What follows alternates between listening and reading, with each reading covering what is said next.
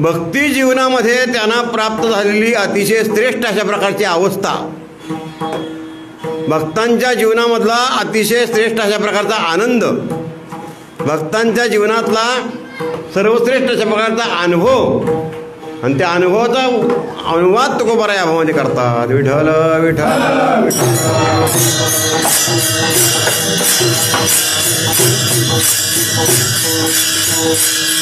नानांचं आणि मातुश्री द्रौपदी मातेचं प्रथम पुण्यस्मरण साजरं करतो. पारमार्थी जीवन संपन्न कसं असावं याचं जर मूर्तिमंत उदाहरण पाहायचं असेल तर ते नानांच्या जीवनाकडे पाहावं. विठ्ठल विठ्ठल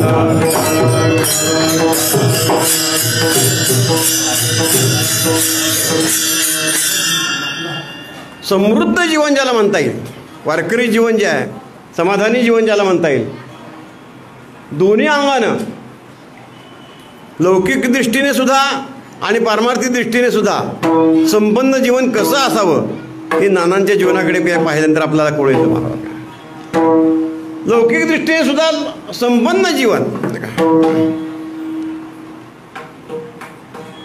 जवळजवळ 90 वर्षापर्यंत नाही का, 89 काहीतरी या वर्षी त्यांचं वय होतं जवळ, तोपर्यंत अखंड भजना कीर्तनाची सेवा, अखंड, हे पारमार्थिक त्यांचं ऐश्वर्य. आणि संसारामध्ये तर आपण बघतोच आहोत, संसार फलाफळाला गोकुळ झालेल्या घराचं नातवंड न पटवंड सुद्धा त्याने बघितले, त्यांच्या मांडीवर खेळलेले आपल्याला पाहायला मिळतात. तेव्हा दोन्ही दृष्टीने आधी संसार सुफळ झाला की माहिती ज्ञानोबा जे म्हणतात, ते संसारही संपन्न कसा करता येतो आणि परमार्थही संपन्न कशा तिरे नाथ महाराजांचं उदाहरण आपल्याकडे प्रसिद्ध आहे. दोन्ही समृद्ध जीवन. तेव्हा असं समृद्ध जीवन कसं जगता येतं, वारकऱ्यांचं जीवन कसं असतं, ते मूर्तिमंत उदाहरण म्हणजे आपल्याला नानांच्या जीवनाकडे पाहिल्यानंतर कळून येतं. विठ्ठल विठ्ठल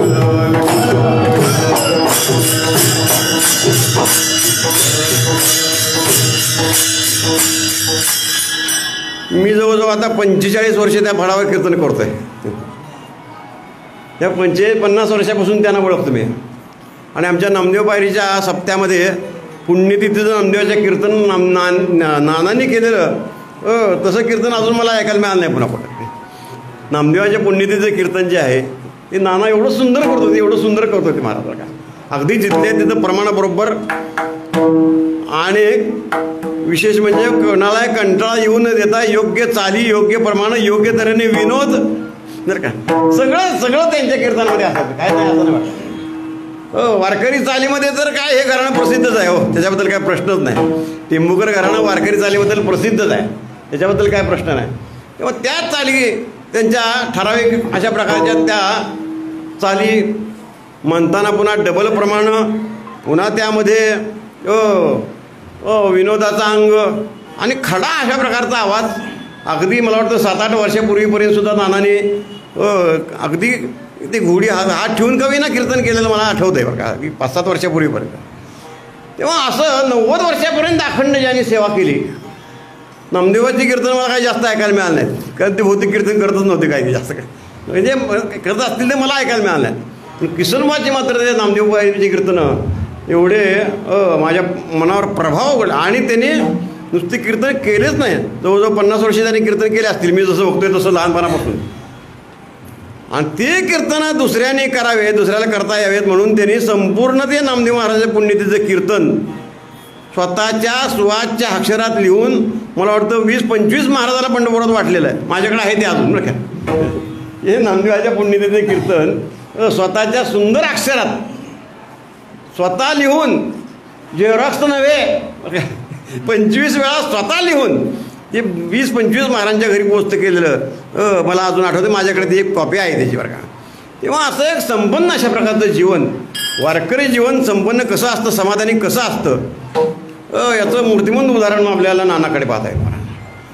ते तुकोबाराय त्याचंच वर्णन या अभंगामध्ये करतात की समृद्ध जीवन जे पारमार्थिक जे म्हणतात ते काय समृद्धता आहे, कशा तऱ्हेचं जीवन आहे, त्याचं वर्णन तुकोबाराय त्या अनुभवाचा अनुवाद करतात. बरं का, काय आहे, अनुभव असला म्हणजे अनुवाद असतोच असं नाही. 4 विकल्प सांगतो तुम्हाला. काही वेळेला परमार्थाचा अनुभव असतो, अनुवाद नसतो. काही वेळेला अनुवाद असतो, अनुभव नसतो. काही वेळेला अनुभवही नसतो, अनुवादही नसतो. आणि काही वेळेला अनुभवही आहे आणि जगाच्या कल्याणाकरता त्याचा अनुवादही आहे. विठ्ठल विठ्ठल.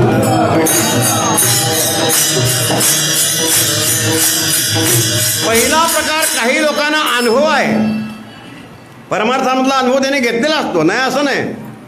उच्च अशा प्रकारचं अगदी शास्त्रीय काटेकोर भाषेतच बोलायचं झालं तर जीव ब्रह्म आत्मक्य ज्ञान प्राप्त करून घेतलेले त्याने, परंतु जास्त त्याच्याबद्दल ते बोलत नाहीत. महाराज नवे नवे काही बोलावं तर ते त्याचं वर्म कोणाला कळू नये असं त्यांचं भावना असते बरं का. न सांगावे वर्म जगी असो द्यावा भ्रम, भ्रमामध्ये लोक असावेत, त्याचं वर्म कोणाला कळू नये अशा तऱ्हेचा आहे बरं का. त्यांना अनुभव आहे परंतु त्या अनुभवाचा अनुवाद नाही. आणि काय माहिती का, परमार्थाचा अनुभव जे आहे ना ते खरं म्हणजे सांगण्यासारखाच नसतो आणि सांगूच नाही. विठ्ठल विठ्ठल विठ्ठल. परमार्थाचा अनुभव आहे तो खरं म्हणजे प्रेम नाही सांगता बोलता दाविता अनुभवात चित्ता चित्त झाले. सांगण्याची गोष्टच नाही, ती अनुभवण्याची गोष्ट आहे. परमार्थिक अनुभव जो आहे तो सांगण्याची गोष्टच नाही ना, ते अनुभवण्याची गोष्ट आहे. तेव्हा ते अनुभव आहे परंतु अनुवाद नाही. पहिला प्रकार की ज्ञानी महात्मे आहेत, त्यांना अनुभव आहे, अनुवाद नाही. दुसरा याचे नेमका उलटा प्रकार, काही लोक अनुवाद करतात अनुभव नसतो. काय उपयोग आहे सांग मला. अनुवाद करण्याची शक्ती भरपूर आहे, अगदी चांगलं रंगवून सांगता येतं, सगळं कराय, पण काही अनुभवच नसतो. जे परोक्ष ज्ञानी म्हणतात किंवा पंडित वाचायचं असे लोक जे आहेत त्यांना अनुवाद करण्याची शक्ती पुष्कळ असते, बरोबर अनुभवच नसतो. काय उपयोग आहे, काय उपयोग नाही. पहिला अनुभव आहे, अनुवाद नाही. दुसरा अनुवाद आहे, अनुभव नाही. तिसरा अनुभवही नाही आणि अनुवादही नाही. तुम्ही आम्ही सगळे यातच नाही का, सगळे आपण यातच, अनुभवही नाही आणि अनुवाद तर नाहीच नाही. परंतु संतांचा एक श्रेष्ठ वर्ग असा आहे, त्यांनी परमार्थाचा अनुभव घेतलेला असतो आणि घेतलेला अनुभव स्वतःपुरतं मर्यादित न ठेवता सगळ्या जगाला तो अनुभव वाटण्याचा प्रयत्न करतात, म्हणून त्याला संत म्हणतात. विठ्ठल विठ्ठल.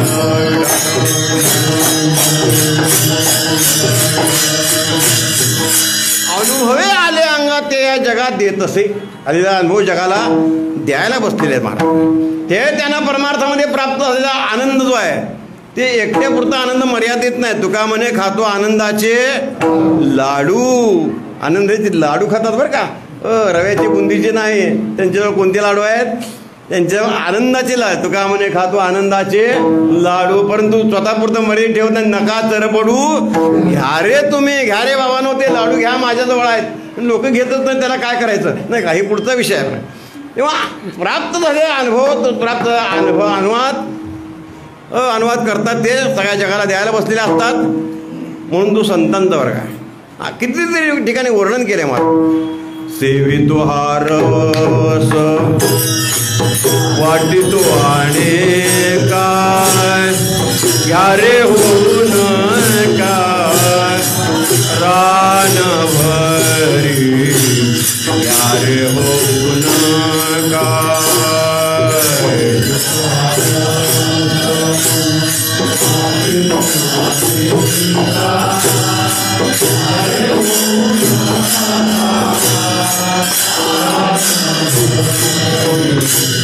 यारे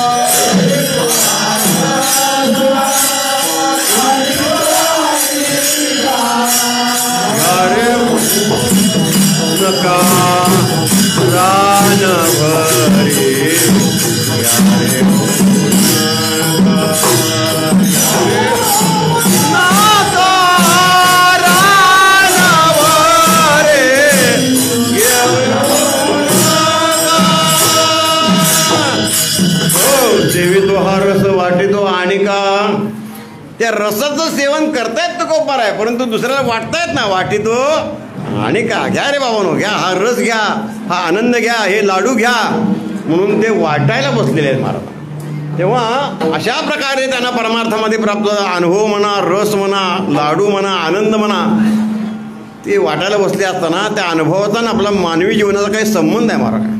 आपल्या मानवी जीवनामध्ये समाधान असावं असं सगळ्यांचं जरी इच्छा असली तरी समाधान होतं कुणाला हा एक वेगळा विषय आहे त्याकरता. सगळ्यांची इच्छा अशी असते आपल्या जीवनामध्ये समाधान असावं. कुणालाही विचारतो मी, संसारिक माणसाला विचारा, पारमार्थिक माणसाला विचारा, तर काय असावं, समाधानी जीवन असावं असं सगळ्यांचं उत्तर असावं. मग त्याच्याकरता काय करावं लागतं, त्याच्याकरता एक इच्छा निर्माण व्हावी लागते. मग नुसती इच्छा निर्माण होऊन उपयोग नाही, त्याच्याकरता प्रयत्न करावे लागतात. आणि प्रयत्न करून जर प्राप्ती झाली तर समाधानी जीवन. समाधानी असावं म्हणून काय तसं प्राप्त होतं का कुणाला नाही. 3 गोष्टी एकत्र याव्या लागतात. इच्छा निर्माण व्हावं लागते. इच्छा जर निर्माण झाली तर काय होईल, उपयोग काय उपयोग आहे का सांगा बरं. नुसती इच्छा निर्माण होऊन उपयोग नाही, त्याच्याकरता प्रयत्न करायला पाहिजे. इच्छा निर्माण झाली तर प्रयत्न जर केले तर काही गोष्टी प्राप्त होतील ना. पण नुसते प्रयत्न करून नाही, पुष्कळ माणसं करतात ना प्रयत्न, रात्र आपले सगळ्यांचे प्रयत्न त्याच्याकरता चालू आहे. सायास करीसी प्रपंच दिननिशी, रात्रंदिवस चालूच आहे की आपलं. कशा करता, समाधान प्राप्त होण्याकरता का नाही. आपले प्रयत्न शेवटी कशा करताय सांगा, प्रयत्न समाधान करतात आहे. प्रयत्न करून सुद्धा समाधान होतच असं नाही. तर तिन्ही गोष्टी जेव्हा एकत्र येतात, इच्छा निर्माण व्हायला पाहिजे, त्याच्याकरता प्रयत्न पाहिजेत, आणि ते प्रयत्न केल्यानंतर प्राप्ती जर झाली तर ते कसं जीवन आहे, त्याला समाधानी जीवन, कृतकृत्य जीवन असं म्हणताय. माणसाचं जीवन असं समाधानी होतं. पुष्कळ माणसं प्रयत्न करून सुद्धा समाधान काही वेळेला झाल्यासारखं वाटतं नाही असं नाही बरं का. काही आपलं जीवनात काहीच मिळत नाही आपल्याला असं कधीच होत नाही बरं का. समाधान आपल्याला काही वेळा मिळतं, पण आपलं मिळालेलं समाधान आपल्याला ते टिकवता येत नाही. ते समाधान आपलं टिकत नाही. का टिकत नाही, एका वाक्यात सांगायचं झालेलंच नसतं म्हणून ते टिकत नाही. कशात तरी समाधान मानतो आपण बरं का, झालेलं नसतं मानतो, आणि मानलेलं समाधान कायम बिघडत असतं बरं का. मानलेलं समाधान कायम बिघडत असतं मला. ते समाधान बिघडायला काही विशेष कारण लागतात असं नाही. साध्या क्षुल्लक कारणावरनं माणसाचं मानलेलं समाधान बिघडतं. निवडणुकीला उभा राहिलं, डिपॉझिट जप्त झालं, समाधान बिघडलं. लॉटरीचं तिकीट काढलं, त्याला काहीच लागलं नाही, समाधान बिघडलं नाही का. समाधान बिघडायला काही विशेष कारण लागतात असं नाही. साध्या क्षुल्लक कारणावरचं माणसाचं समाधान बिघडून जातं मला. आणि असं बिघडलेलं समाधान माणसं मिळवण्याचा प्रयत्न करतात. का प्रयत्न करतात माहिती आहे का, घराचं नाव समाधानगृह. काय घरावर काय नाव, समाधानगृह. काही माणसं आपल्या व्यवसायाचं नाम समाधान हॉटेल, समाधान लॉज, काय जे असेल ते. याच्या पुढे जो सांगू का मी तुला, काही बहादर तर असे आहेत मला पाहायला मिळतात बरं का. मुलाचंच नाव समाधान ठेवतात, इथं कोण असलं तर ते सोडून. मुलाचंच नाव समाधान. पण मला सांगा तुम्ही, घराला नाव समाधान देऊन, व्यवसायाला नाव समाधान देऊन, मुलाचं नाव समाधान देऊन समाधान होतं का. मुलाचं नाव जर समाधान ठेवलं तर समाधान होतं का खरं. पोरगं घराच्या बाहेर काढतं तेव्हा कळतं समाधान का काय ते समाधान काय होतं, बिघडतं. का बिघडतं, झालेलं नसतं म्हणून बिघडतं. आपण मानतो ना, कशात तरी समाधान मानतो आपण, आणि मानलेलं समाधान बिघडतं. जुन्या काळचा दृष्टांत सांगता येईल. एका खेडेगावामध्ये ब्राह्मण एक दरिद्री, विद्वान ब्राह्मण परंतु दरिद्री, आणि बहुतेक असं असतंच, विद्वान ब्राह्मण बहुतेक दरिद्रीच असतात. मुलीचं लग्न काढलं. जवळ पैसा नाही, अडका नाही, 200 वर्षाचा काळ, राजेशाही. त्याने विचार केला काय करावं. तो म्हणाला आपला राजा चांगला आहे, राजा आपल्याला मदत करणार आहे, आपल्या ओळखीचा आहे. म्हणून तो म्हणाला चला आपल्या राजाकडे जाऊन काहीतरी मदत मागू, लग्नाला मदत काहीतरी होईल तेवढं हातभार. म्हणून ते ब्राह्मण बा एके दिवशी राजाकडे गेले. राजासाहेब म्हणजे काय पंडितजी काय काम काढलं, मुलीचं लग्न काढलं, बघ काय म्हणणं काय नाही, म्हणजे काहीतरी मदतीची अपेक्षा, दुसरं काय. आपल्याकडून दुसरं काय अपेक्षा आहे? मदतीची अपेक्षा आहे. लग्नाकरता काहीतरी मदत करावं असं म्हणून आलो. तो राजा होता, मदत करणार होता, परंतु एक प्रश्न त्याच्या डोक्यामध्ये बरेच दिवस घोळत होता. त्याचं उत्तरच त्याला मिळत नव्हतं. त्याने अनेक जणांना विचारलं, परंतु त्याचं उत्तर काय मिळालं नाही. म्हणून त्याने सांगितलं, पंडितजी मी तुम्हाला मदत नक्की करेन आहे, त्याच्याबद्दल काही तुम्ही शंका घेऊ नका, परंतु माझ्या मनात एक प्रश्न आहे, त्या प्रश्नाचं जर उत्तर तुम्ही योग्य दिलं तर तुम्हाला अधिक मदत करेन. अधिक मदत, माझं समाधान जर तुम्ही केलं तर अधिक अशा प्रकारची मदत तुम्हाला करेन. ते ब्राह्मणाने सांगितलं, करा आता तुम्हाला काय प्रश्न असेल तो माझ्या बुद्धीला सुचेल तसं उत्तर देतो. आणि म्हणून त्या राजाने ब्राह्मणापुढे प्रश्न ठेवला आहे. लेवा पंडितजी, माझं सगळं अंग जे आहे ते सगळं अंग असं केसाळ प्राणी, मी केसा अगदी शिखा अंगुष्ठ तो पाशी, डोक्याच्या शेंडीपासून ते पायाच्या अंगठ्यापर्यंत सगळे माझ्या अंगावर केसच आहेत म्हणे, सगळे केस, इतके केस आहेत म्हणाले की मला काही वेळा आश्चर्य वाटतं. पण तुम्ही नेहमी विचार करतो, एवढे सगळीकडे केस असताना या तळ हातावरच केस नाहीत हो, कुठं या तळ हातावरच केस नाहीत. मग मला नेहमी असा प्रश्न पडतो, सगळीकडे केस असताना तळ हातावर केस का नाहीत सांगा. आता काय प्रश्न आहे का हा? ही काय प्रश्न आहे का सांगा मला, काय गरज आहे का असल्या प्रश्नाची? माणसं खरं इतके विचित्र असतात, प्रत्येक प्रश्न घेऊन काय ते राजापुढे प्रश्न टाकले. राजाने त्याच्या ब्राह्मणापुढे प्रश्न टाकला. ब्राह्मणाने विचार केला, आता काय करावं राजाला. बरं, आता मदतीची अपेक्षा आहे, काहीतरी मदत करणार आहे आपल्याला, म्हणून त्याच्या जरा चांगलं वर्णन करावं म्हणून त्या शास्त्रीबाईंनी सांगितलं, राजेसाहेब म्हणाले त्याचा असा आहे की म्हणाले तुमच्या सगळ्या अंगावर केस ठीक आहे म्हणाले, हातावर सुद्धा तुमच्या केस होते. मग होते म्हणजे झाले काय? ते म्हणाले तुम्ही एवढे उदार आहात की कर्णानंतर जवळजवळ आपलाच नंबर उधार द्यायचा नाही, एवढे उधार. कुणी काय मागायला आलं की सारखं द्यायचं, त्याला परत रिकामं कधी पाठवायचं नाही. मागायला कुणी येऊ द्या, त्याला काहीतरी द्यायचं. बरं मग काय झालं काय? म्हणजे असं देऊन देऊन तुमच्या हातावरची केस, दान देऊन देऊन तुमच्या हातावरची केस गेले. बरं वाटलं राजाला. एवढी चांगली स्तुती राजाला आवडणार नाही का? देवाला आवडते स्तुती, देवाला स्तुती आवडते, राजाला आवडणार नाही का? तेवढ्यावर भागलं नाही. राजाने दुसरा प्रश्न केला, का हो पंडितजी म्हणाले तुमचे हात बघू बरं. त्यांनी हात दाखवले. हो, तुमच्या हातावर नाहीत की केस? तुमच्या हातावर केस नाहीत. आता माझ्या हातावर का नाही ते सांगितलं मी, तुमच्या हातावर का नाही सांगा बरं. काही माणसं हजरजबाबी असतात महाराज. शास्त्रीबाईंनी लगेच ताडकने उत्तर दिलं, राजेसाहेब त्याचा असा आहे, तुमच्या हातावर जे केस होते ते दान देऊन देऊन गेले आणि माझ्या हातावरचे दान घेऊन घेऊन अजून काहीच मिळालं नव्हतं तरी सुद्धा ठोकून दिलं आपलं. तुमच्या हातावरची केस दान देऊन देऊन गेले आणि माझ्या हातावरचे केस दान घेऊन घेऊन गेले. बरं वाटलं. पण तेवढ्यावर माझा मुद्दा आहे, पुढं कशाकरता सांगतो दृष्टांत लक्षात घ्या. कुणाचं समाधान कसं बिघडतं याच्याकरता दृष्टांत सांगायला लागलो मी. राजेसाहेबांनी म्हणजे ठीक आहे तुमच्या माझ्या दोघांच्या हातावर केस नाही कळलं, परंतु हे सगळे दरबारमध्ये सगळे बसलेले सरदार आहेत ना, सरदार, त्यांच्या कुणाच्याच हातावर केस नाही तो, त्यांच्या हातावर का केस नाही सांगा. आता आल्या का प्रश्न आता पंचायती? पहिले दोन उत्तरं कसे तरी दिले होते, आता तिसरा प्रश्न आला. परंतु हजरजबाबीपणा ज्याला म्हणतात, शास्त्रीबाईंनी सांगितलं सरकार त्याचा असा आहे म्हणाले, तुमच्या हातावरचे केस जे होते दान देऊन देऊन गेले आणि माझ्या हातावरची केस दान घेऊन घेऊन गेले. हा जो आपला देण्या घेण्याचा व्यवहार चालला होता, तो व्यवहार होत असताना या तुमच्या सरदारांना असं वाटत होतं की यामधलं हा व्यवहार होताना मधल्यामध्ये आपल्याला काहीतरी कमिशन मिळावं. होतं का नाही असं मला सांगा. केंद्राच्या योजना आपल्या खेडेगावामध्ये येतात का हो? का येत नाहीत? कुठं कळतात माहिती आहे का आपल्याला? तर काय कीर्तन सांगायचं काय ते? केंद्राच्या योजना सरकारच्या ज्या कुठं गळून जातात ती काय आपल्याला सांगता येत नाही. त्या सरदारांना असं वाटत होतं की अशा प्रकारे काहीतरी आपल्याला मिळावं, परंतु तुम्ही प्रत्यक्ष देत होता आणि मी प्रत्यक्ष घेत होतो, त्यामुळं सरदाराच्या हाताला काहीच लागलं नाही, हात चोळत बसले म्हणून त्यांच्या हातावरचे केस गेले. विठाला विठाला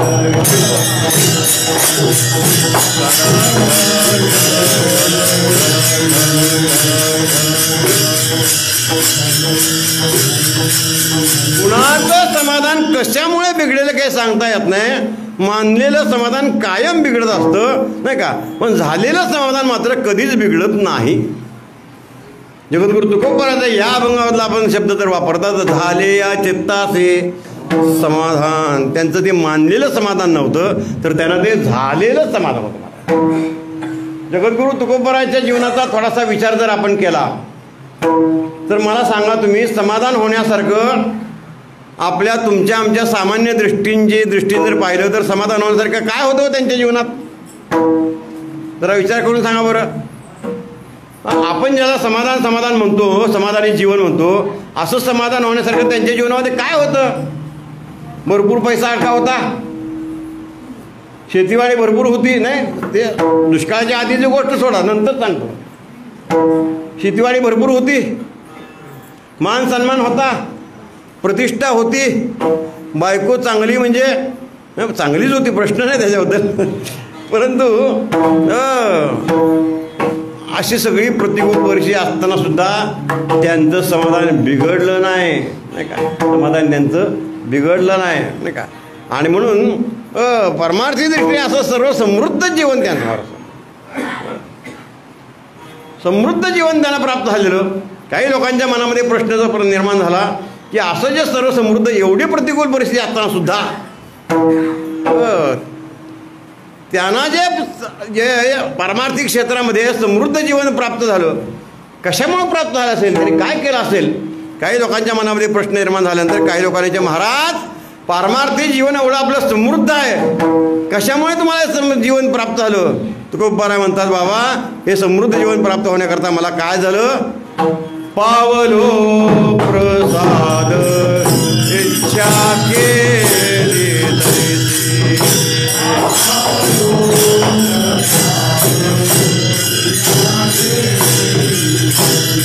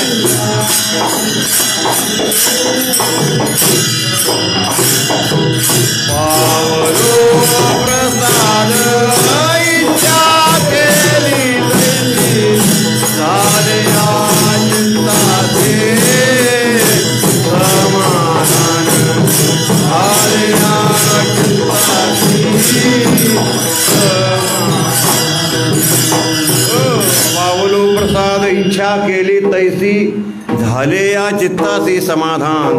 पारमार्थिक दृष्टीने सर्व समृद्ध कशामुळे मला प्राप्त झालं? मला प्रसाद मिळाला. पावलो प्रसाद, मला प्रसाद मिळाला. पावलो प्रसाद. कसा प्रसाद मिळाला? मोठं मार्मिक चिंतन आहे बरं का. प्रसाद मिळाला, पण कसा मिळाला? इच्छा केली तैसी. पावलो प्रसाद इच्छा केली तैसी. इच्छा केल्याप्रमाणे मला प्रसाद मिळाला. इच्छा केल्याप्रमाणे. मागणाऱ्याचे दोन वर्ग असतात.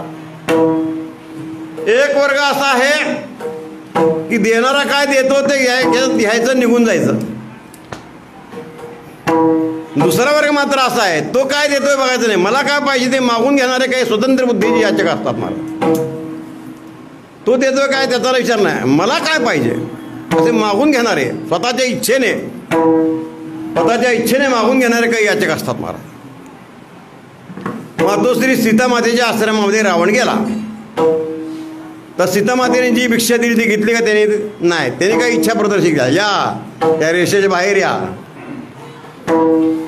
बळीच्या यज्ञामध्ये आमचा भगवान वामन रूपाने गेला, बळीने सगळं राज्य द्यायची तयारी केली होती, परंतु ते म्हणत राज्य तुझं काय करायचं, मला बाकी काही नको, मला काय पाहिजे ते दे.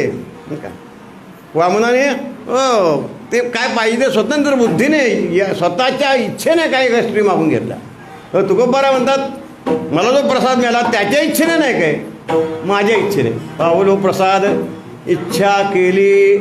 आता इच्छा केली म्हणजे तुकोबारा का त्याच्याकडे कुठल्या सांसारिक गोष्टीची इच्छा करतील का? इच्छा केली हा जरी शब्द असला तरी ती तुकोबारा एक प्रकारची आवड आहे. आवड लक्षात घ्या. इच्छा शब्द जर असले ते तुकोबाराची आवड आहे. इच्छा आणि आवड दोन वेगळ्या गोष्टी आहेत महाराज. ज्याच्याशिवाय आपण जगू शकत नाही ती इच्छा किंवा गरज, बरं का. ज्याच्याशिवाय आपण जगू शकत नाही ती इच्छा किंवा गरज, आणि ज्याच्याशिवाय आपला आनंद वाढत नाही ते आवड अर्थात प्रेम. या दोन गोष्टी वेगळ्या आहेत. इच्छा वेगळी, आवड निराळी. इच्छा अर्थात गरज, आवड अर्थात प्रेम, या दोन गोष्टी निराळ्या. कपडा मलिन झाला, मलिन झाला कपडा धुवायला पाहिजे का नाही? गरज आहे ना, गरजच आहे. नाहीतर त्या दिवसांनी वास यायला लागेल कपड्याचा.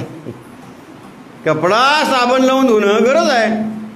परंतु मला सांगा तुम्ही, कपडा साबण लावून चांगलं धुतल्यानंतर पुन्हा माणसं नीळमध्ये टाकतात, ती काही गरज आहे का? तुम्ही इकडे इकडे बघू नका कोण नीळ, कोणाची नीळ किती आहे ती.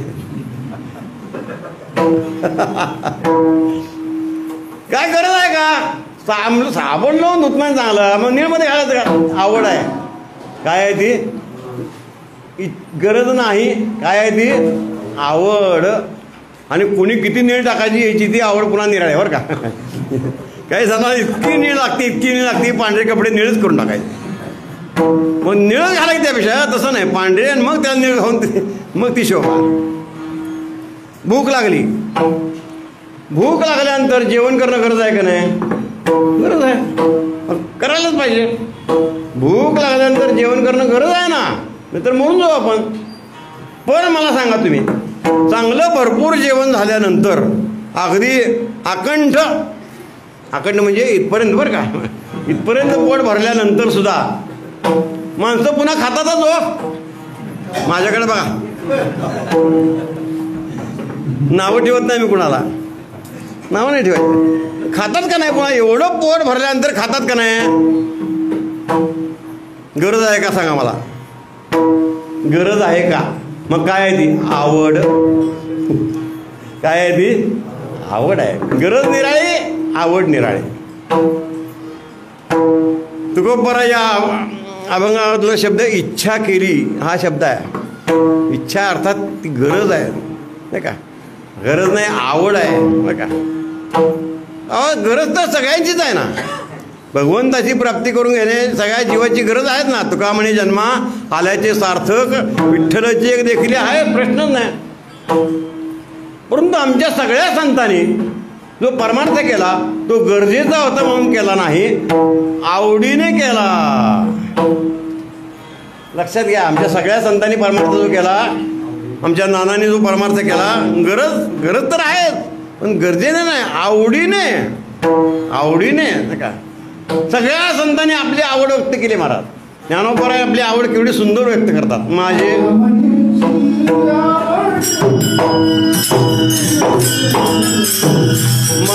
मनीची आवडी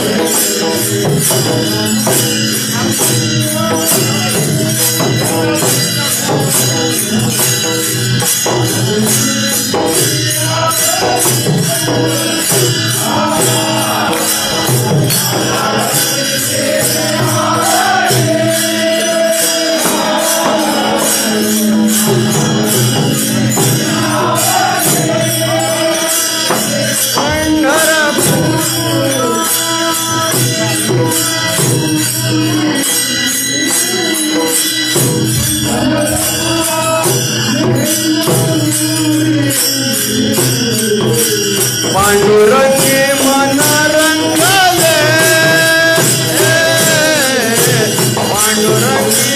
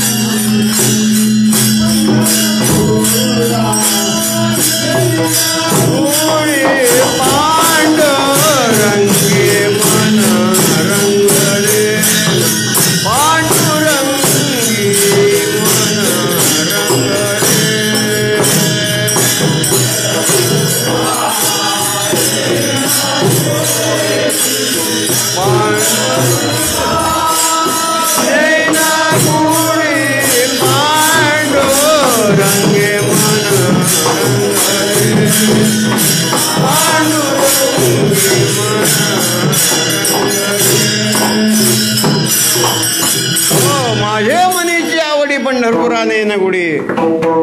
सगळ्या संतांनी आपली आवडी व्यक्त केली आहे नाही का. ज्ञानोबा तर शपथपूर्वक सांगा तुझी आन वाही नका देवराया बहु आवडसी जीवा वासून ये. जीवापेक्षा देवा तू आवडतोस. देवाला पर्याय देत नाही ज्ञानोबा जीवापेक्षा तू असं आवडतो. नामदेवराने आपली आवड व्यक्त केली नाचो कीर्तनाचे रंगी ज्ञानदीप लावू जगी नाही का. तुकोबारायंतर कितीतरी ठिकाणी आवडे पंढरे भीमा पांडुरंग चंद्रभागा लिंग पुंडलेक आवडे हे रूप गोजिरे सगुण पाहता लोचन सुखावले. आवड आहे पारमार्थिक आवड आहे ती नाही का. किंवा गरज निराळे आवड निराळे इच्छा केली शब्द जरी असला या ठिकाणी तरी ते तुकोबाराची एक प्रकारची आवड आहे. तुकोबारा म्हणतात पावलो प्रसाद इच्छा केली. माणसाला आपल्या जीवनामध्ये काही काही गोष्टी प्राप्त होतात नाही. मग अशी आपण पाहिलं काहीच मिळत नाही असं नाही. काही गोष्टी मिळतात परंतु एक महत्त्वाचा मुद्दा लक्षात घ्या. इच्छा केल्याप्रमाणे मिळत नाही. आपल्याला गोष्टी जे मिळतात त्या आपल्या इच्छा केल्याप्रमाणे एकही गोष्ट मिळत नाही. मला सांगा तुम्ही इच्छा केल्याप्रमाणे एक तरी गोष्ट आपल्याला मिळते का. नाही. इच्छा केल्याप्रमाणे एकही गोष्ट मिळत नाही. आणि त्याच्या पुढचं सांगतो तुम्हाला इच्छा केल्याप्रमाणे जर सगळ्या गोष्टी मिळाल्या असत्या बरं का वासुदेव महाराज इच्छा केल्याप्रमाणे सगळ्या गोष्टी मिळाल्या असत्या तर पंढरपूरला येण्याची काही गरजच नव्हती. काय गरज आहे. इच्छा केल्याप्रमाणे होत आहे तर सगळं मिळत आहे ना. मग काय गरज आहे पंढरपूरला. परमार्थ शिल्लकच राहिला नसता हो. परमार्थ शिल्लकच राहिला नसता मला. परंतु होत नाही ना तसं. इच्छा केल्याप्रमाणे मिळत नाही म्हणून तर सगळ्या गोष्टी कराव्या लागतात मला. मग ज्या काय गोष्टी मिळतात त्या कशामुळे मिळतात. मग तुकोबारा विचार महाराज असं काय म्हणतात तुम्ही. मिळतात ना काय काय गोष्टी आम्हाला. तुकोबारा म्हणतात मिळतात त्या कशामुळे मिळतात. अरे तुमच्या प्रारब्धामध्ये असले तर त्या गोष्टी मिळतात. प्रारब्धेची जोडे धना प्रारब्धेची जोडे धना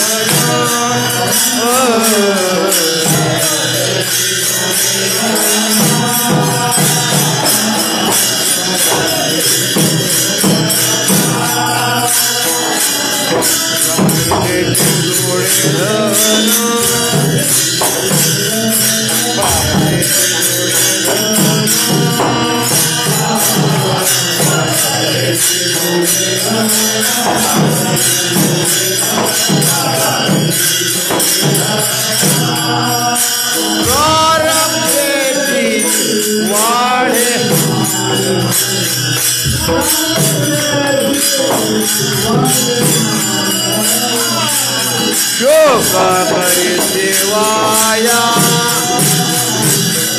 शोक करी सेवाया,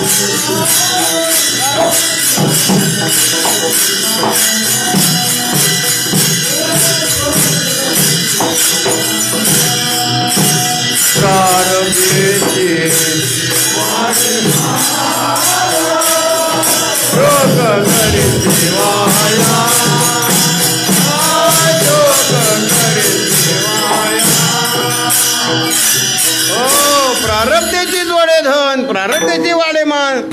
आपल्या प्रारब्धामध्ये असतं तर काही गोष्टी मिळतील, त्याशिवाय कशा मिळतील सांगा तुम्ही. इच्छा केल्याप्रमाणे मिळतात का आपल्याला गोष्टी? इच्छा केल्याप्रमाणे एकही गोष्ट मिळत नाही. ज्या काही गोष्टी मिळतात त्या अन्न मान धन हेतू प्रारब्धा अधीन, या सगळ्या गोष्टी प्रारब्धाच्या असतात. इच्छा केल्याप्रमाणे एकही गोष्ट मिळत नाही. जगतगुरु तुकोबाराय मात्र म्हणतात मला प्रसाद मिळाला. कसा मिळाला? इच्छा केल्याप्रमाणे. पावलो प्रसाद इच्छा केली तैसी, नाही का. माणसाच्या जीवनामध्ये दोन गोष्टी अत्यंत महत्त्वाच्या आहेत. एक, आपल्या वाटेला आलेलं कर्तव्य कर्म संपलं पाहिजे आणि जे प्राप्तव्य आहे ते प्राप्त केलं पाहिजे, करून घेतलं पाहिजे, तर त्याला समाधानी जीवन त्याला म्हणतात. हो, आपलं कर्तव्य संपलं पाहिजे. आपलं कर्तव्य कधीच संपत नाही. आपल्या निम्म्या गौऱ्या पुढे गेल्या तरी आपलं कर्तव्य संपत नाही आणि प्राप्त तर आपल्याला काहीच होत नाही. मग संतांचं मात्र तसं नाही.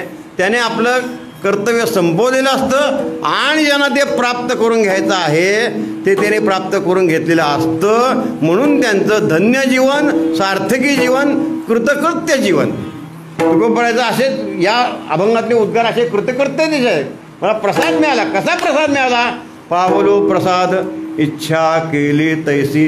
इच्छा केल्याप्रमाणे मला प्रसाद मिळाल्यामुळं माझं जीवन धन्य धन्य कृतकृत्य झालो. इच्छा केली तर पावलो, इच्छा केली तर पावलो, इच्छा केली तर पावलो.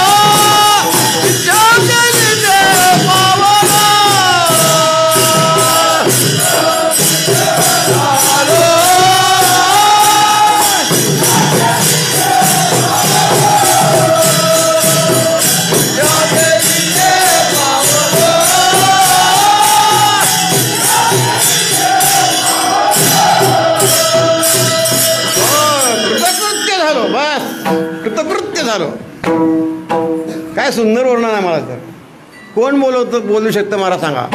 संताशिवाय कोणी बोलू शकत नाही बरं का. कृतकृत्य जीवन, धन्य धन्य आमचं जीवन. संत महात्मे बोलू शकतात. मला आपण नाही बोलू शकत. मला असे पुष्कळ माणसं भेटतात जेव्हा वयाच्या 80-85 वर्षानंतर येतात म्हणतात महाराज आमचं सगळं जीवन फुकट गेलं. फुकट काही आमच्या जीवनाला अर्थ नाही. आम्हाला काही प्राप्त करून घेता आलं नाही. आम्ही जीवनात अयशस्वी ठरलो, फेल झालो, फेल. काहीच प्राप्त करून घेता आलं नाही जीवनामध्ये. ज्यांच्याकरता एवढे काबाड कष्ट केले त्या बायका पोरांनी घराच्या बाहेर काढलं आणि 90व्या वर्षी आता काय करणार हो पुढं मला सांगा तुम्ही, नाही काय काय काय प्राप्त करून घेणार 80-85 वर्षानंतर काय होणार सांगा ना.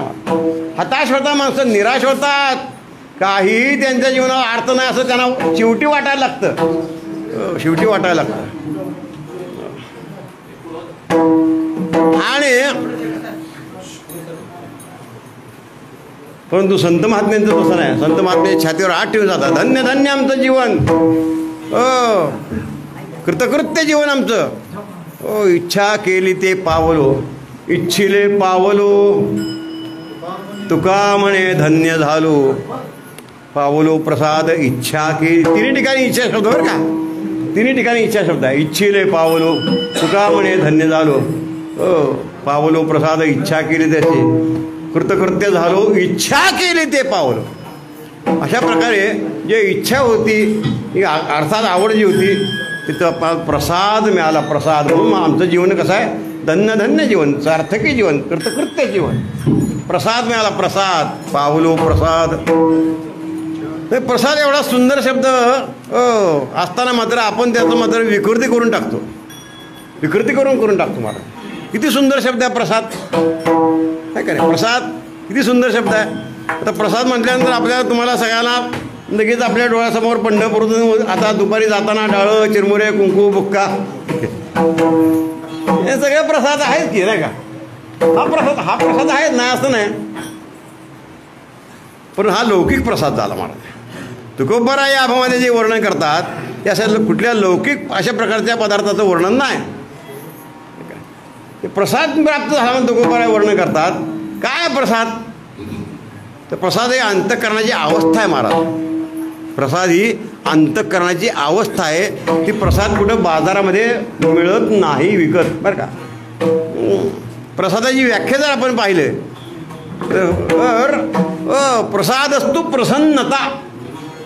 प्रसाद कशाला म्हणतात, अंतःकरण ज्याच्यामुळे प्रसन्न होतं तो खरा प्रसाद.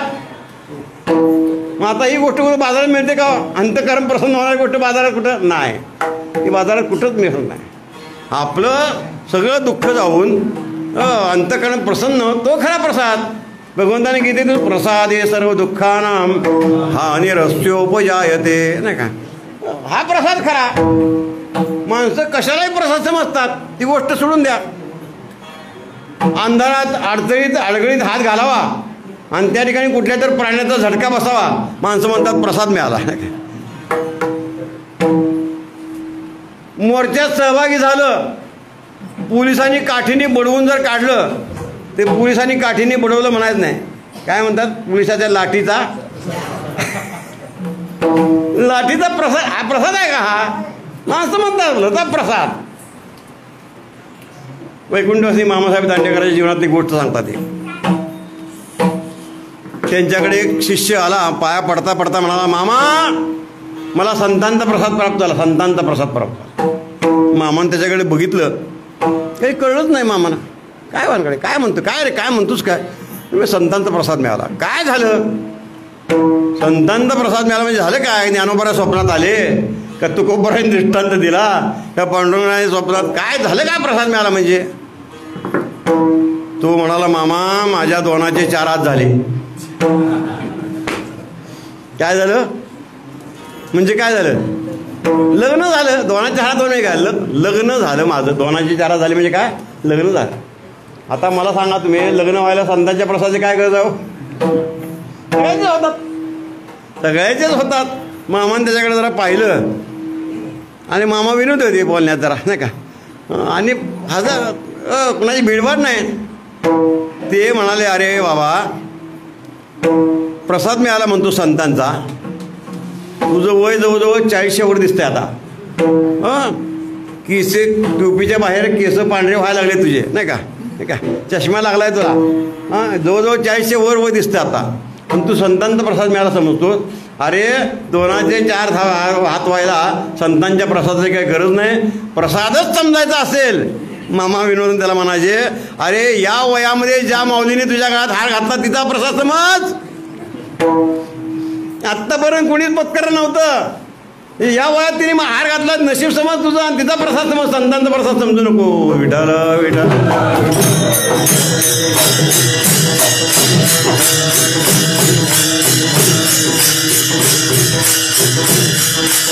तो बरा मात्र म्हणतात अंतःकरण प्रसन्न ज्या गोष्टी होतो तो खरा प्रसाद आहे.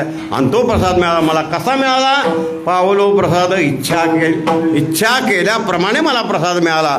आणि या प्रसाद प्राप्तीचा परिणाम माझ्या जीवनावर काय झाला? झाले या चित्तासी समाधान, झाले या चित्तासी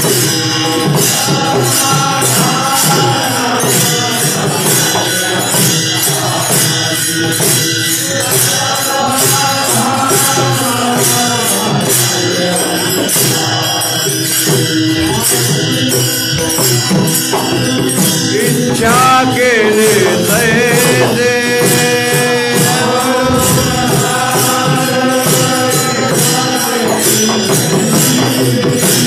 पावलो प्रसाद, इच्छा केले तैसे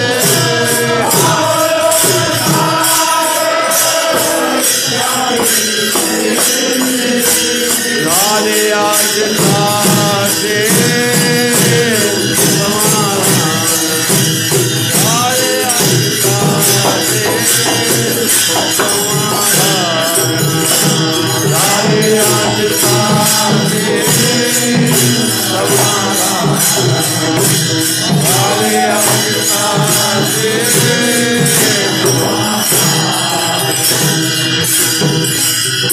प्रसाद प्राप्तीचा परिणाम जीवनावर काय झाला? तुकोबर म्हणतात झाले या चित्ताची समाधान. चित्ताला समाधान प्राप्त झालं. समाधान या शब्दाचा अर्थच असा आहे की चित्ताची सम अवस्था. समाधान नाही का, या शब्दाचा अर्थ चित्ताची सम अवस्था, ती कधी विषम न बनणं, याला काय म्हणतात? समाधान. ते समाधान मला प्राप्त झालं. तुकोबर म्हणतात झाले या चित्ताशी समाधान. मग अशा आपण थोडा विचार केला, आपल्याला समाधान होतं ना, काही काही वेळेला आपल्याला समाधान होतं नाही असं नाही, पण आपलं समाधान टिकत नाही. थोडासा आपण त्याचा विचार केला मगाशी. का टिकत नाही? आपल्याला समाधान झालेलंच नसतं. आपण कशात तरी समाधान मानतो आणि मानलेलं समाधान कायम बिघडतं, म्हणून आपल्याला समाधान टिकत नाही. मानलेलं समाधान कायम बिघडतं, असलेलं समाधान आहे त्या ठिकाणी राहतं, आणि झालेलं समाधान मात्र कधीही बिघडत नाही. मानलेलं समाधान कशात तरी मानतो आपण, जरा प्रतिकूल परिस्थिती झाली की बिघडतच ना. काय त्याला काय वेगळे विशेष कारणं लागतात असं नाही. साध्या साध्या साध्या क्षुल्लक कारणावरनं माणसाचं मानलेलं समाधान बिघडतं.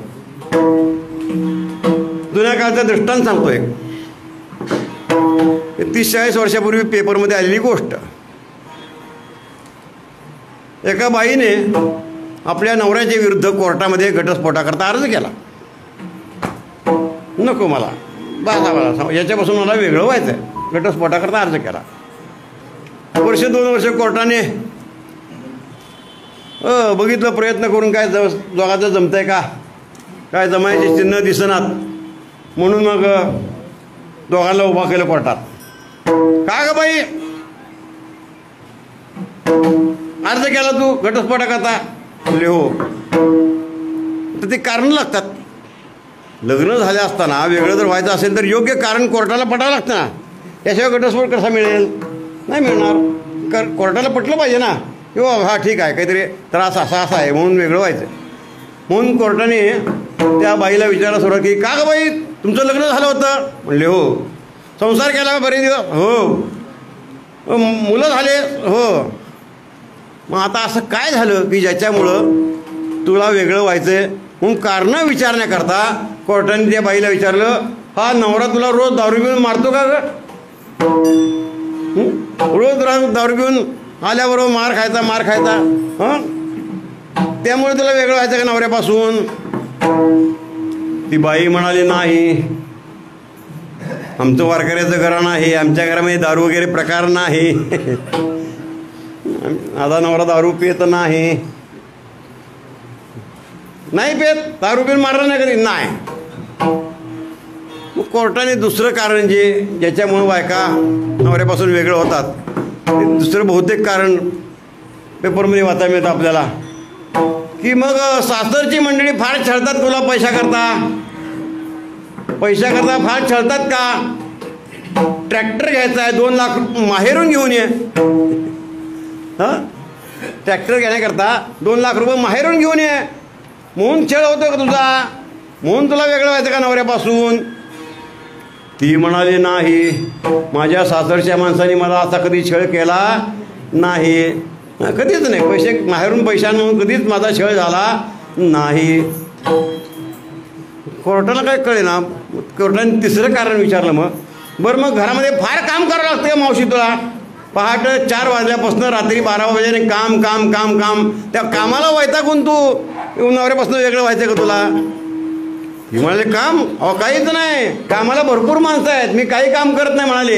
अगदी घरी मी बसून असते.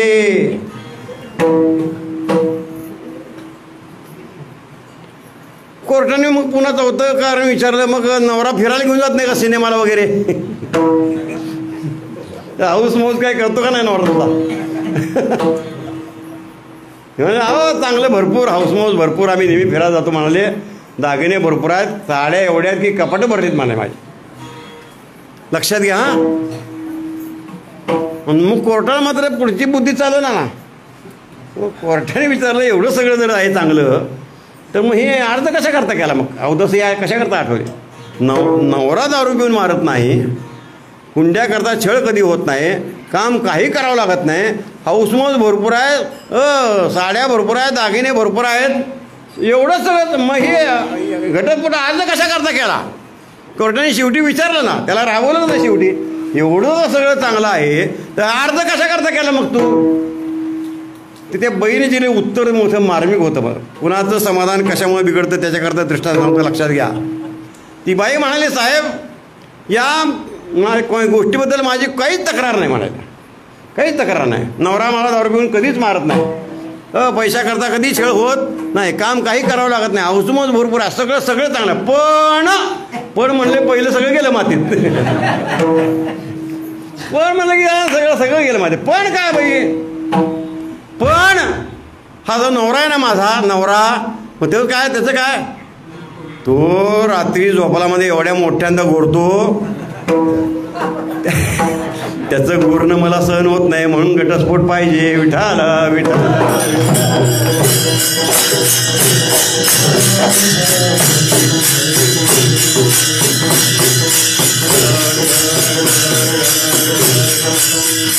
आता मला सांगा तुम्ही, नवऱ्याचं गोरणं घटस्फोटाला कारण होतं का हो. वकील साहेब आहे काय तो कोण.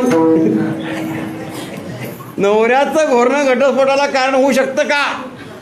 झालं ना. पण एवढं सगळं चांगलं असताना त्या बाईचं समाधान मातीत गेलं. कशामुळं. नवऱ्याच्या एका घोरण्यामुळं. नवऱ्याच्या एका घोरण्यामुळं माहिती समाधान मातीत गेलं. कशा करता सांगितलं दृष्टांत. समाधान बिघडतं महाराज. आपलं समाधान असं बिघडत असतं. कारण का ते आपण मानतो समाधान, मानलेलं समाधान कायम बिघडत असतं. जगद्गुरु तुकोबारांना जे समाधान प्राप्त झालं ते असे मानलेलं नव्हतं. ते झाले या चित्ताशी झालेलं समाधान असल्यामुळं त्यांचं समाधान कधीच बिघडलं नाही. मग अशी आपण विचार केला थोडासा, काय होतं महाराज जीवनामध्ये समाधान होण्यासारखं होतं काय त्यांच्या. पैसा अडका भरपूर पहिला होता अगदी. नंतर सांगा, पहिला भरपूर चांगलं होतं सगळं 16 वर्षापर्यंत. दुष्काळापर्यंत सगळं चांगलंच होतं, नाही असं नाही. नंतरचं जीवन कसं झालं, काहीही राहिलं नाही. दुष्काळाने सगळं धुवून काढलं. काय काय झालं तुकोबारांना. दुष्काळे आटिले द्रव्य नेला मान, त्रिएक अन्न करता मेली. तुकोबारांचे शब्द आहेत मला. द्रव्य गेलं, मान गेला, संपत्ती गेली, बायको गेली, एक मुलगा गेला, एक दुष्काळ. काय राहिलं, काही राहिलं नाही, सगळं गेलं. समाधान आहे का हो मला सांगा तुम्ही. हे समाधानी जीवन आहे का. समाधानी जीवन आहे का नाही. शेतीवाडी होती भरपूर, सावकारकीचा व्यवसाय होता, परंतु आता दुष्काळाने काय कुणाला मागायचा प्रश्न नाही. ते सगळे रोखे त्यांनी नदी इंद्रायणी फेकून दिले मला. आम्ही सदैव सुडके, जवळ येता चोर धाके. काही नाहीत जवळ, काही नाहीत. बरं मान सन्मान जाऊ द्या, हे सगळं गेलं. बाकी सगळं मान सन्मान तरी होता का नाही? तुकोबारा बोलतात म्हणून बोलावं लागतं. देहू गावातले लोक तुकोबाराला वेडा समजत होते. वेडा तुका अविचार करी बडबड फार, उपेक्षेचं जीवन, उपेक्षेचं जीवन. ही काय मान आहे का? काय म्हणायचं, काय म्हणा. नवे नवे नवे गावातले लोक तुकोबाराला रागावले होते. नवे नवे नवे गावच्या पाटलांनी तुकोबाराला ताकीद दिली होती, तुकोबाराया चंबू गबाळ औरण गावाच्या बाहेर जावा राहायला, गावात राहायचं नाही, पाटलाची आज्ञा. काय हे मान आहे का सन्मान आहे सांगा बरं मला. समाधान होण्यासारखं काय यात हो? यात समाधान होण्यासारखं आहे काय मला सांगा तुम्ही. आपल्याच गाव नुसता विचार करून पहा. आपल्याच गावातल्या एखाद्या पुढाऱ्याने आपल्याला सांगितलं गावात राहायचं नाही, काय होईल आज, काय वाटेल आपल्याला विचार करा ना. नाही आज आपण जाणार नाही ती गोष्ट सोडून द्या, कारण आपल्या मागे कोर्ट आहे, पोलीस आहे, सगळं आहे. पण त्या काळात ही परिस्थिती होती. काय अवस्था झाली तुकोबाराची सांगा ना. तुकोबाराच्या मुखातून उद्गार पाहिले येते. काय करावं? काय काय खावे आता कोणीकडे जावे,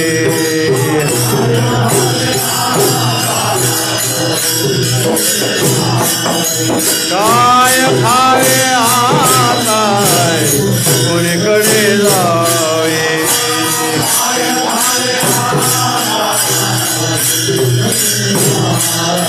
गावात राहावे कोण्या बळे, गावात राहावे कोण्या बळे.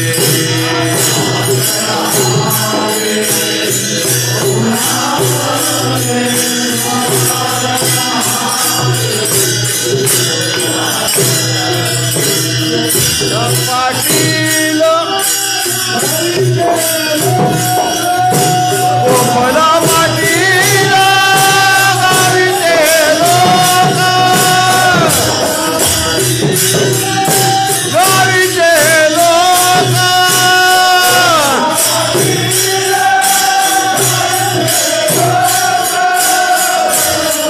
आता मज भीक कोण घाली, आता मज भीक कोण घाली.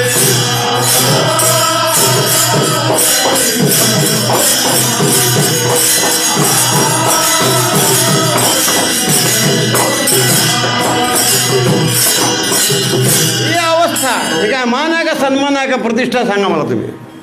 समाधान होण्यासाठी यात काय मला सांगा तुम्ही. काय खावं आता कोणीकडे जावे, काय खावे आता कोणीकडे जावे, गावात राहावे कोण्या बळे. गोपाला पाटील गावीचे हे लोक आता माझं भीक कोण घाली, भीक घायला कोणी तयार नाही महाराज. काय अवस्था, काय कसं जीवन जगावं लागलं असेल हो. ते ज्ञानोबा राहील तसंच आणि तुकोबा राहील तसंच. हे काय समाधानी जीवन आहे का मला सांगा तुम्ही. हे काय समाधानी जीवन आहे का? बरं जाऊ द्या, पैसा जाऊ द्या, मान सन्मान जाऊ द्या, प्रतिष्ठा जाऊ द्या, घरचं कुटुंब, घरचं कुटुंब हो ते तरी समाधानी होती नाही असं नाही. परंतु ते कशी बायको मिळाली तुकोबाराचं वर्णन करतात नाही का. मला बायको कशी मिळाली, कर्कशा. आता कर्कशा शब्दाचा काय अर्थ करायचा? कडक लक्ष्मीचा अवतार धर कसा करावा लागेल की नाही मला सांगा. कडक लक्ष्मीचा अवतार कर्कशा. तुकोबारा अत्यंत प्रेम करणारी ती सगळ्या गोष्टी खऱ्या, परंतु मला बायको कशी मिळाली, कर्कशा. अशा तऱ्हेची सगळी परिस्थिती असताना सुद्धा तुकोबारा म्हणतात मला समाधान प्राप्त झालं. त्याचं कारण एकच आहे महाराज बरं का. इतकी प्रतिकूल परिस्थिती असताना सुद्धा त्यांचं समाधान कधी बिघडलं नाही. का बिघडलं नाही? कारण ते मानलेलं नव्हतं, झालेलं समाधान होतं म्हणून बिघडलं नाही. विठ्ठल विठ्ठल.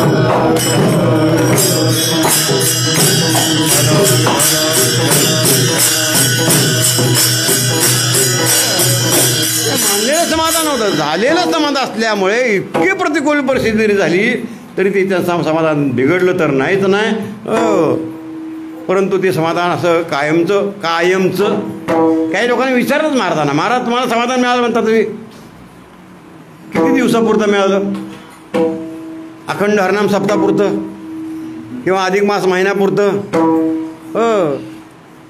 आणि ते समाधान मिळवण्याकरता तुम्ही काय केलं? तुकोबारा म्हणतात, अरे मला असं या आठवड्यापुरतं, महिन्यापुरतं, वर्षापुरतं समाधान नाही. मला जे समाधान मिळालं ते कायमचं समाधान मिळालं. आणि कायमचं समाधान मिळवण्याकरता मी काय केलं?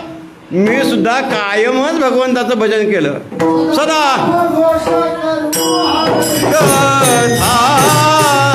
चित्ता समाधान, सदा चित्ता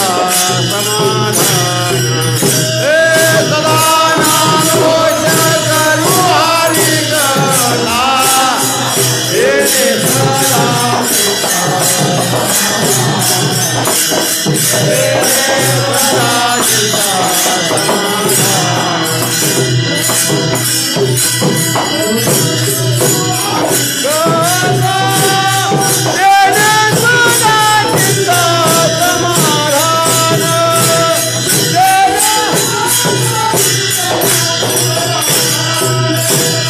सदा नाम घोष करू हरि कथा,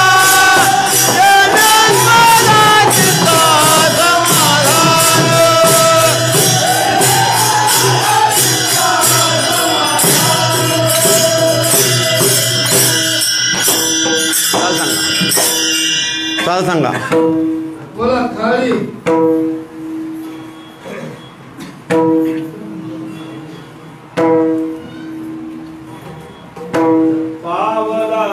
पावलो प्रसाद इच्छा केली,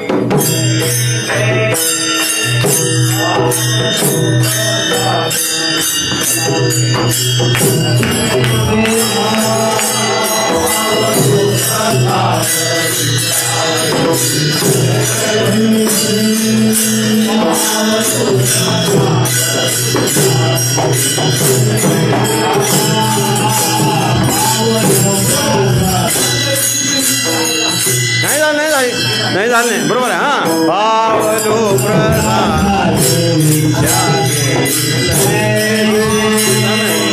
पावलो प्रसाद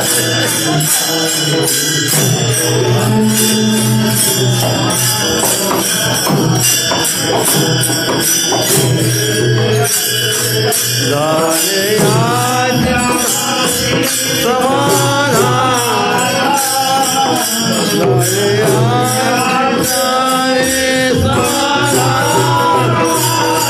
माय बाप माझा उभा कृपाना, माय बाप माझा उभा कृपाना,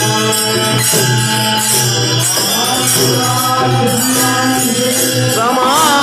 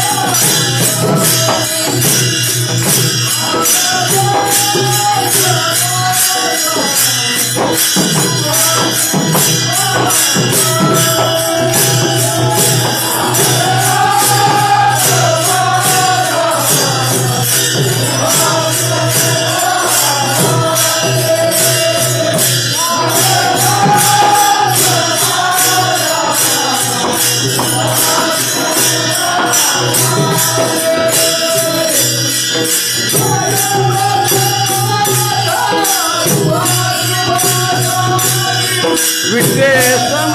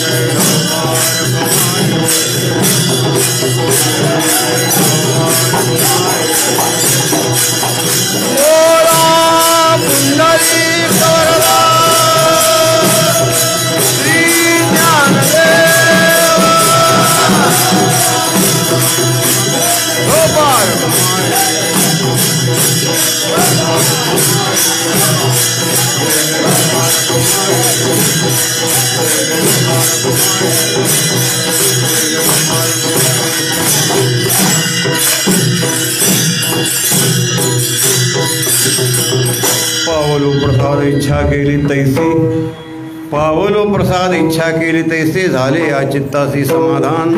मायबाप माझा उभा कृपादाने, विटे सम जोडोने पदांबुजे संत श्रेष्ठ जगद्गुरू तुकोबाराय या अभंगातून परमार्थामध्ये त्यांना प्राप्त झाली अतिशय श्रेष्ठ अशा प्रकारची अवस्था, परमार्थामधला श्रेष्ठ अशा प्रकारचा अनुभव, त्या अनुभवाचा अनुवाद करतात तुकोबाराय या अभंगात. त्याचा आपण विचार करतो आहोत.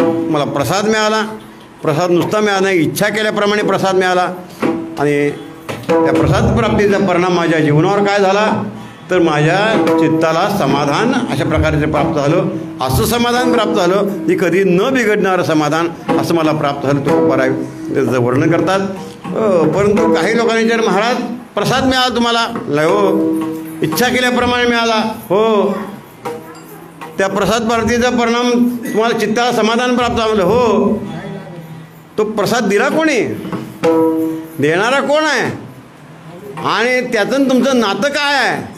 तुकोबाराय म्हणतात अरे मला जो प्रसाद दिला ना तो कुणी सामान्य कुणी नाही, पंढरपूर निवासनी असणारा परमात्मा पंढरराय, त्या पंढररायाने मला प्रसाद प्राप्त करून दिला.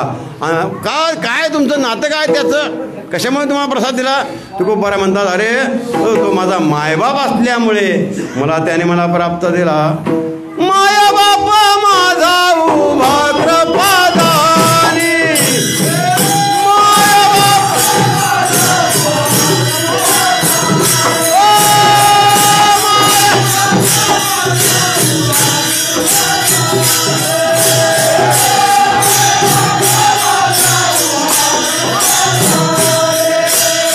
विटे समाजोनी विटे समाजोन पदमुजे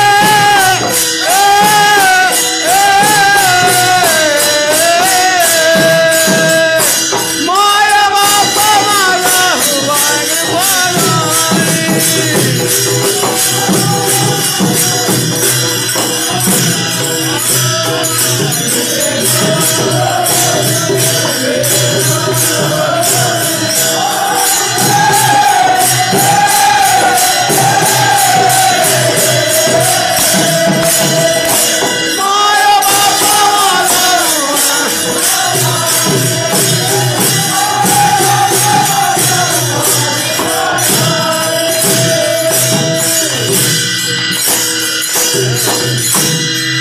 मला जो प्रसाद प्राप्त झाला तो परमात्मा पंढररायाकडून.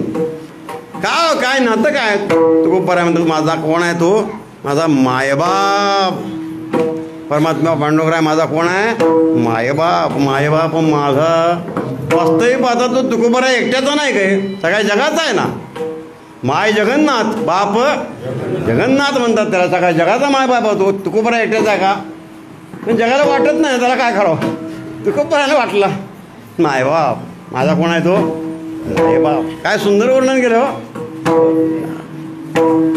माय आणि बाप, आई आणि वडील आहे का नाही. जीवाचा जन्म सिद्ध होण्याकरता अत्यंत आवश्यक असणारं नातं आहे का नाही.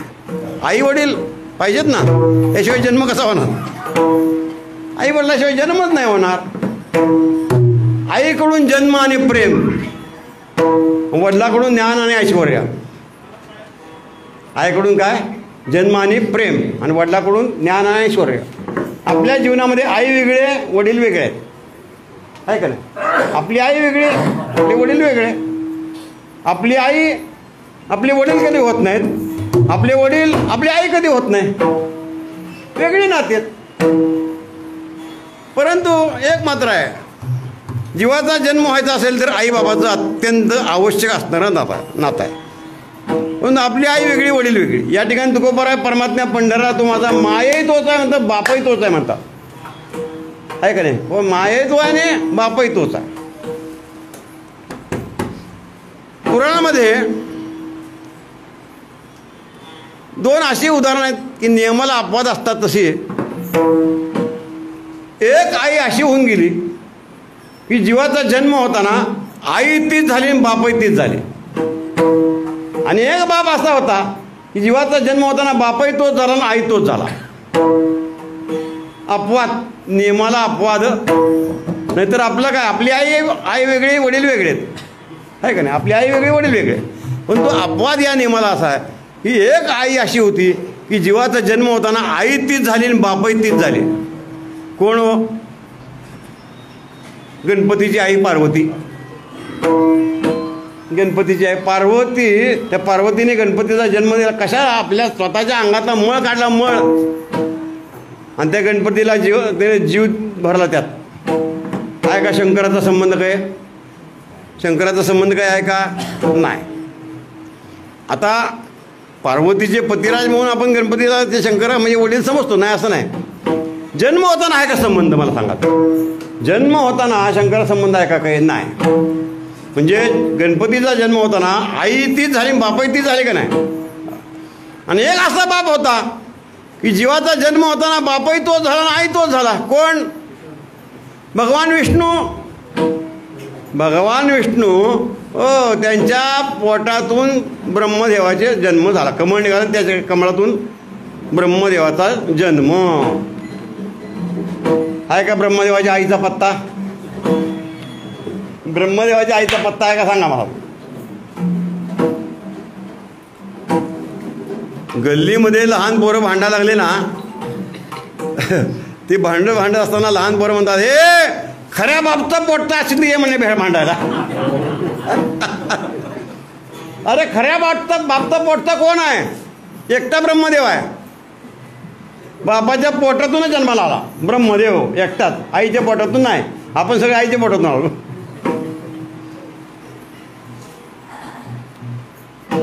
वेगळं नाते आहे. आपल्या जीवनामध्ये आई वडील वेगळे आहेत. या ठिकाणी जगद्गुरु तुकोबार आहे, परमात्म्या पंढराला माझा मायही तोच आहे, बापही तोच आहे म्हणतात. माय बाप माझा, माझा मायही तोच आहे, बापही तोच आहे. काय आहे माहिती का?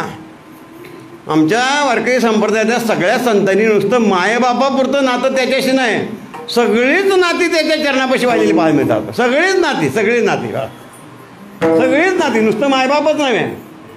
ज्ञानोबाला तर माझं सगळं गोतच्या गोत त्या पांडुरंगाच्या पायापाशी आहे. सगळे गोत माझे पंढरीसी जाण, सगळं माझं गोतच्या गोत त्या ठिकाणी.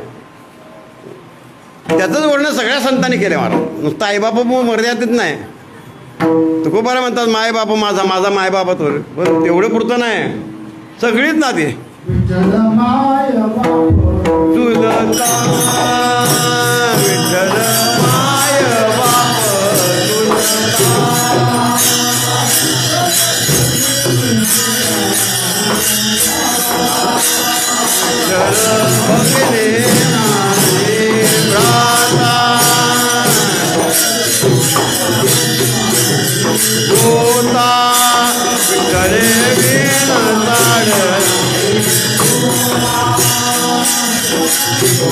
आता नाही नुसरे तुका म्हणे, आता नाही नुसरे,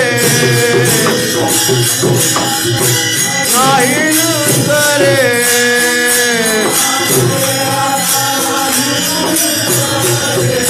विठ्ठल कोळेचे दैवत, विठ्ठल कोळेचे दैवत.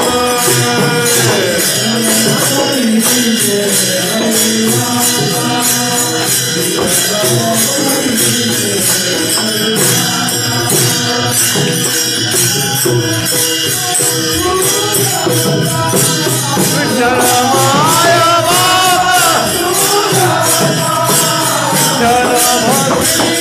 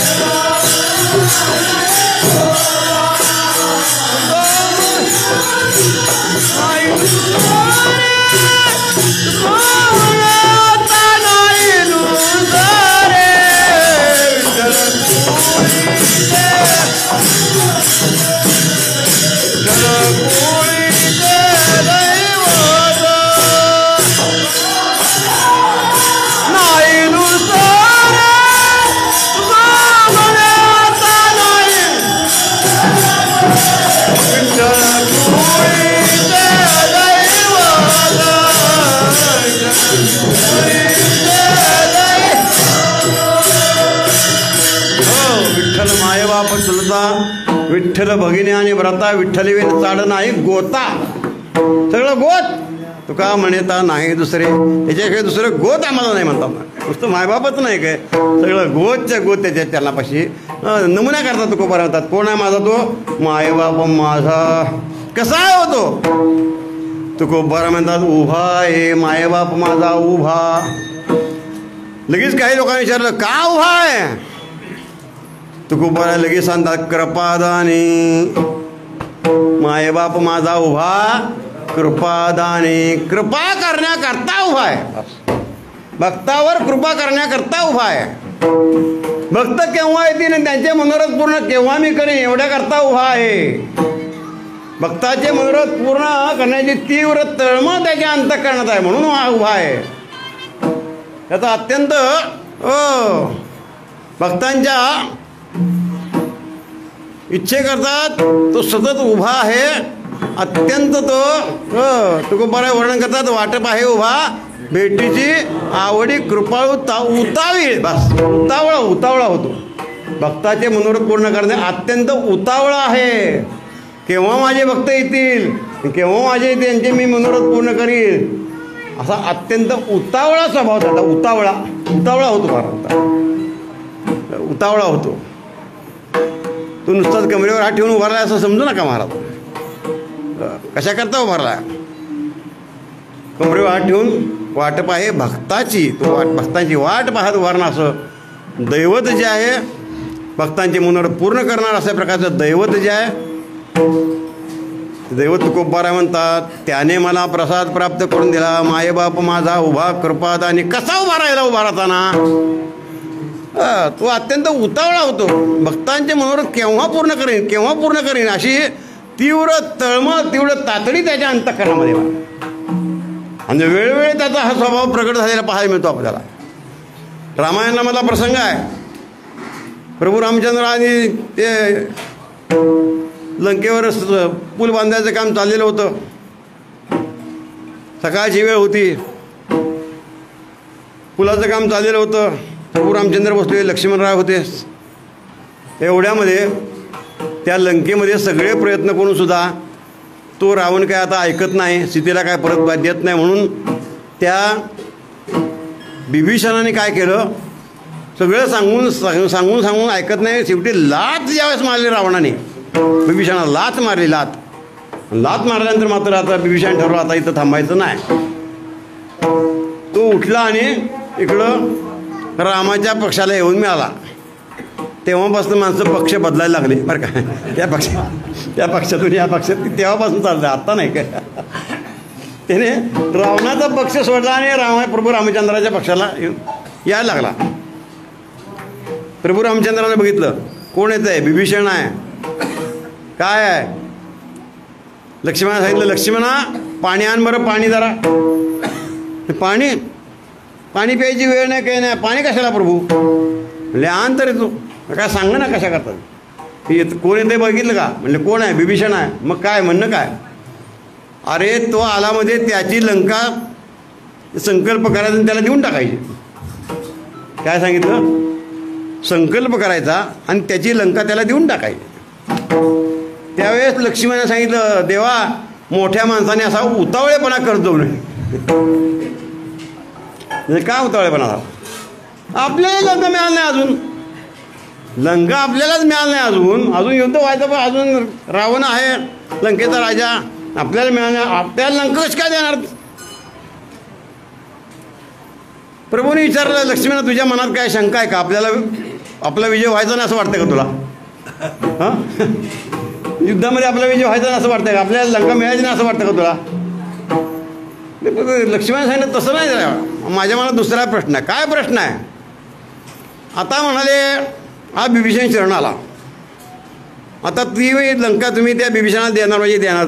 कारण तुम्ही एक गोष्टी एक पत्नी एक वाणी प्रश्न नाही, तुम्ही मनात ठरव म्हणजे त्याला ती लंका देणार म्हणजे देणार. बरं मग तुझ्या मनात काय प्रश्न. माझ्या मनामध्ये प्रश्न असा आला होता की उद्या युद्ध न होताना रावण पुन्हा शरण आला. लक्षात घ्या काय झालं. युद्ध न होता रावण जर शरण आला तर आता लंका तुम्ही आज कोणाला दिली, बिभीषणाला दिली. मग आता रावण जर शरण तर त्याला काय देणार तुम्ही? प्रभूने सांगितलं काय काळजी करून लक्ष्मणा, काय काळजी करू नकोस. लंका तर आता बिभीषणाला दिलीच म्हणली मी, तू पाणी आण नाही तर आणू नकोस. हां, लंका कुणाला? बिभीषणा देणारच. पण आता तुझ्या म्हणण्याप्रमाणे जर रावण शरणाला तर त्याला द्यायला आपली अयोध्या अजून शिल्लक आहे ना, ती अयोध्या त्याला देऊ. विठ्ठल विठ्ठल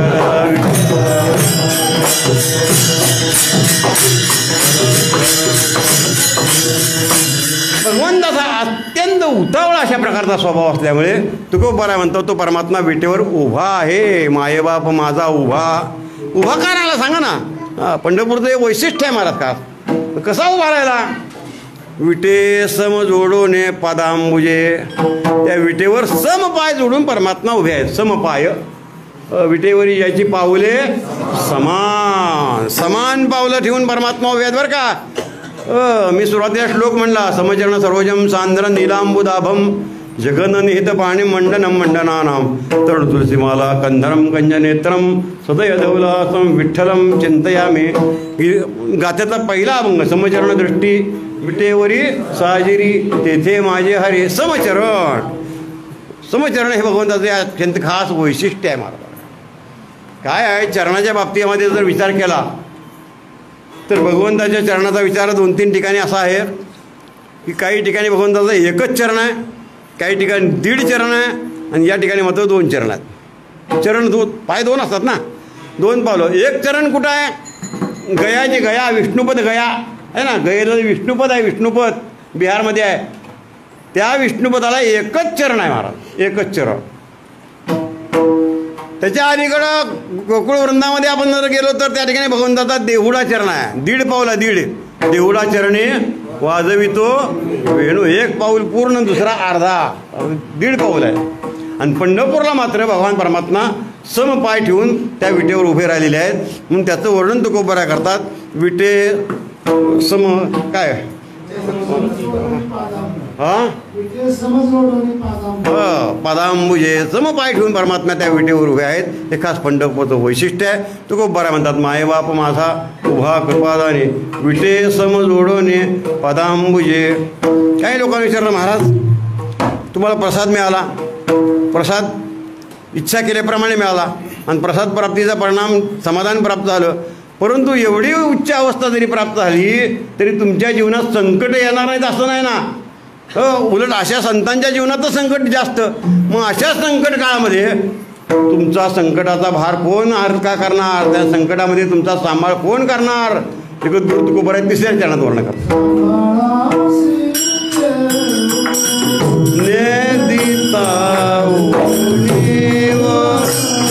सांभाळाची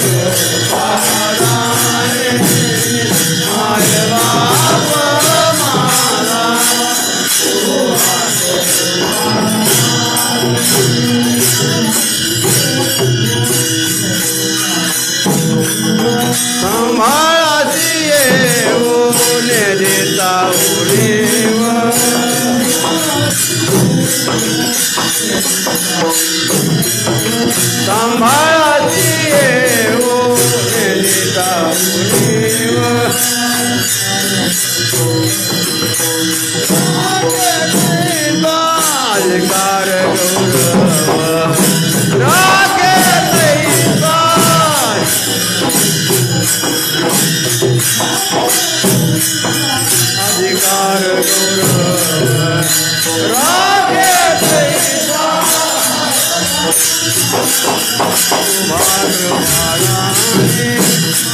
बाप माझा माय बाप माझा माय बाप माझा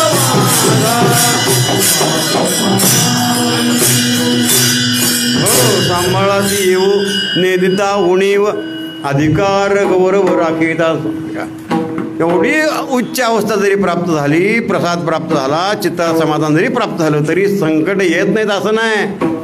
उलट अशा संतांच्या जीवनात संकट जास्त, आणि अशा संकट काळामध्ये तो परमात्मा सदा सर्व काळ आमचा सांभाळच करतो. मागे पुढे उभा राहून सांभाळ करतो, मागे पुढे उभा राहे सांभाळीत, आणि आमच्या जीवनामध्ये आम्हाला कशाची उणीव भासू देत नाही. सांभाळाशी येऊ नेदिता उणीव नाही का, सांभाळ करण्यामध्ये तो कशाची उणीव ठेवत नाही, आमच्या जीवनामध्ये कशाची उणीव भासू देत नाही आम्हाला. आणि ज्या भक्तांचा जसा जसा अधिकार असेल त्या भक्तांचा तो अधिकाराचा मान मर्यादा राखतो, त्याचा गौरव करतो. अधिकार गौरव राखे तैसा. भक्त काय एक प्रकारचे नाहीत, प्रत्येक भक्ताचा अधिकार वेगळा वेगळा आहे. पण ज्या भक्तांचा जसा जसा अधिकार असेल तसा तसा त्या भक्ताचा तो अधिकार गौरव करतो, मान राखतो. अधिकार गौरव राखे तैसा. शांतीब्रह्म एकनाथ महाराजांचा दृष्टांत सांगतात ते, प्रत्येकाचा कसा मान मर्यादा राखतो तो. शांतीब्रह्म एकनाथ महाराज पंढरपूर दर्शनाला आले, चंद्रभागेत स्नान केलं, पुंडलिकरायाचं दर्शन घेतलं. वर माधवार घाटावरून सोडून येताना माधवारा घाटावरचे असले सगळे आंधळे पांगळे महारोगी सगळे ते पाहिलं आणि नाथांचं संतहृदय कळवळलं. काय म्हणाले, हा महाद्वार महाद्वार आहे, देवाचं महाद्वार. आणि अशा या महाद्वारामध्ये या लोकांना असे अनंत संकट भोगावं लागतं, अनेक अडचणी तोंड लागते, अनेक रोगाने जर्जर झाले लोक. काय आहे काय म्हणाले, हे काय. नाथ महाराजाला बरं वाटलं नाही. नाथ महाराज पांडुरंगाचं दर्शन करता करता म्हणाले, देवा साक्षात्कारी, सगळे संत आमचे साक्षात्कारी देवाशी बोलत होते. देवा आत्ताच महाद्वारातून घाटावरून आलो म्हणले. मग काय झालं, काय काय म्हणाले देवा, काय शोभतं का म्हणे तुम्हाला. म्हणलं काय झालं. अहो तुमचा दरबार महाद्वार म्हणतात याला. ज्या महाद्वारामध्ये सगळे सरोवरांची मांदी उभे, पळवंडापासून महाद्वारापर्यंत सरोवरांचे मांदी उभे जोडून असं वर्णन केलेलं. त्या महाद्वारातल्या लोकांना असं कोणाला हात नाही, कोणाला पाय नाही, कोणाला डोळा नाही, कोणी रोगाने जर्जर झालेले लोक. काय म्हणे, शोभतं का तुम्हाला. तुमच्या ऐश्वर्याला शोभण्यासारखी गोष्ट नाही म्हणाले. तुमच्या ऐश्वर्याला शोभण्यासारखी गोष्ट नाही. तुमच्या निदान तुमच्या दरबारातल्या लोकांना तरी दुःख नको आहे असं नाथ महाराजांना म्हणायचं होतं. प्रभूने सांगितलं, काय नाथा काय म्हणणं काय तुमचं. नाही म्हणाले, तुमच्यासारखी शक्ती जर माझ्या अंगात असली असती ना. नाथ महाराज बोलून गेले. काय म्हणले, तुमच्यासारखी शक्ती जर माझ्या अंगात असली असती तर म्हणले. नाथ महाराज थांबले. काय नाथा तर म्हणजे काय, काय म्हणणं काय तुमच्या. सुधारणा करायची का, काही कायदा बदल करायचा का, कायदा बदलायचा का, बदलू ना आपण म्हणाले. त्यात काय एवढं, आपल्या हातात आहे. कायदा बदलायचा आपल्याला.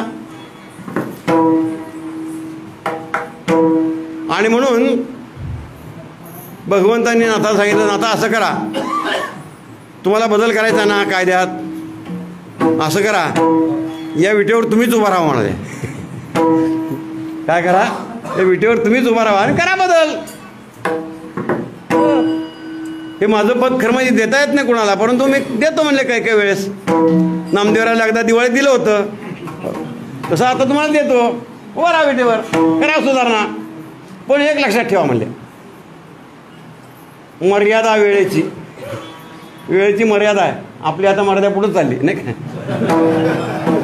पण आज माफ आहे मला सगळं, आज माफ आहे बरं का माऊली, तुम्ही सांगा मला नाही का. वेळेची मर्यादा पंचवार्षिक 5 वर्ष तुम्हाला मदत. आता सध्या असतात ना 5 वर्ष सरकारला, तसं काही मर्यादा म्हणे तुम्हाला. त्या मर्यादेत काय तुम्हाला सुधारणा करावी त्याचा कळवा. आणि प्रत्यक्ष परमात्म्या पंढराने नाथाला विटेवर उभा केलं. लोक यायचे, पाया पडायचे. पाया पडता पडता पडता एकदम समोरमध्ये कोपऱ्यात कॉम्प्युटर तेव्हापासून होता, त्यातून ते वेगळ्या स्वरूपात असेल. कोण पाया पडते त्याचा सगळा बायोडेटा त्या कॉम्प्युटरवर यायला लागला. कोण पाया पडते, नाव काय, काय काय काय काम काय केलं नाही, आयुष्यामध्ये काय काय केलं, किती पापं केले, किती पुण्य केलं, काय आहे काय, सगळा बायोडेटा त्या ठिकाणी यायला लागला. आणि ती बायोडेटा वाचल्यानंतर नाथ महाराज वाटलं काही नाही म्हणले, नको बदल करायला, बदल करायला नको म्हणे, जाऊ द्या. असं करत करत ठरलेली वेळ संपून गेली. नाथांना देवाने खाली बोलावलं, सांगितलं नाथा या खाली, आता संपली वेळ तुमची. परंतु वेळ संपली आणि मी आत्ता माधवा घाटावरून आलो तर मला सगळी पहिल्यासारखीच परिस्थिती, काहीच बदल नाही, सगळी पहिल्यासारखी परिस्थिती, सगळे आहे तशीच आहेत, रोगी तशीच आहेत, महारोगी तशीच आहेत, आंधळे बांगळे सगळे तसेच आहेत म्हणाले.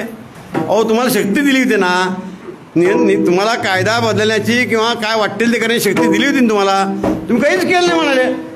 सगळे मंत्र्यासारखे आश्वासनच दिले तुम्ही फक्त मला, नाही का, काहीच बदल नाही, काय आहे. तेव्हा नाथाने सांगितलं, देवा या ठिकाणी उभारल्यानंतर तुम्ही करता हेच बरोबर मला आत्ता कळायला लागलं. म्हणले काय झालं काय. अहो म्हणाले एका डोळ्याने एक आंधळा दर्शना माझ्या आला, पाया पडायला लागला. तो आंधळा पाया पडत असताना त्याचा सगळा बायोडेटा माझ्यासमोर आला. म्हटलं एक आंधळा आहे, बिचारा डोळा, एक गेला डोळा. तेव्हा द्यावा त्याला डोळा दुसरा, असं माझ्या मनात आलं. परंतु दुसरा डोळा द्यायचं मनात आल्यानंतर त्याचा बायोडेटा बघितल्यानंतर मला असं कळलं की त्याने आपल्या आयुष्यामध्ये डोळ्याचा चांगला उपयोग कधीच केला नाही, कधी देवाचं दर्शन डोळ्याने घेतलंच नाही, डोळे भऱ्या पाहून तुझे रूप नाहीच, कधी देवाचं दर्शन कधी घेतलंच नाही. जे बघू नये अशा प्रकारच्या सगळ्या गोष्टी बघण्यात त्याचं आयुष्य गेलं, सगळं पापं करण्यामध्ये सगळं आयुष्य गेलं. असा त्याचा सगळा बायोडेटा पाहिल्यानंतर देवा काय सांगायचं, मला एवढा राग आला, एवढा राग आला, काय सांगायचं. म्हणाले त्याचा दुसरा डोळा सुद्धा फोडावा असं वाटलं मला. ती चांगला डोळा तो सुद्धा फोडून टाकावा असं वाटलं. परंतु तुम्ही कृपा असल्यामुळे निदान त्याचा एक डोळा तरी ठेवला. विठ्ठल विठ्ठल.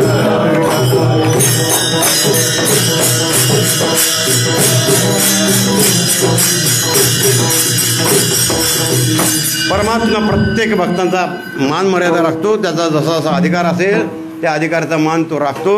खूप बरं त्याचं वर्णन करता, सांभाळास येऊ नेदिता उणीव, अधिकार गौरव राखे तैसा.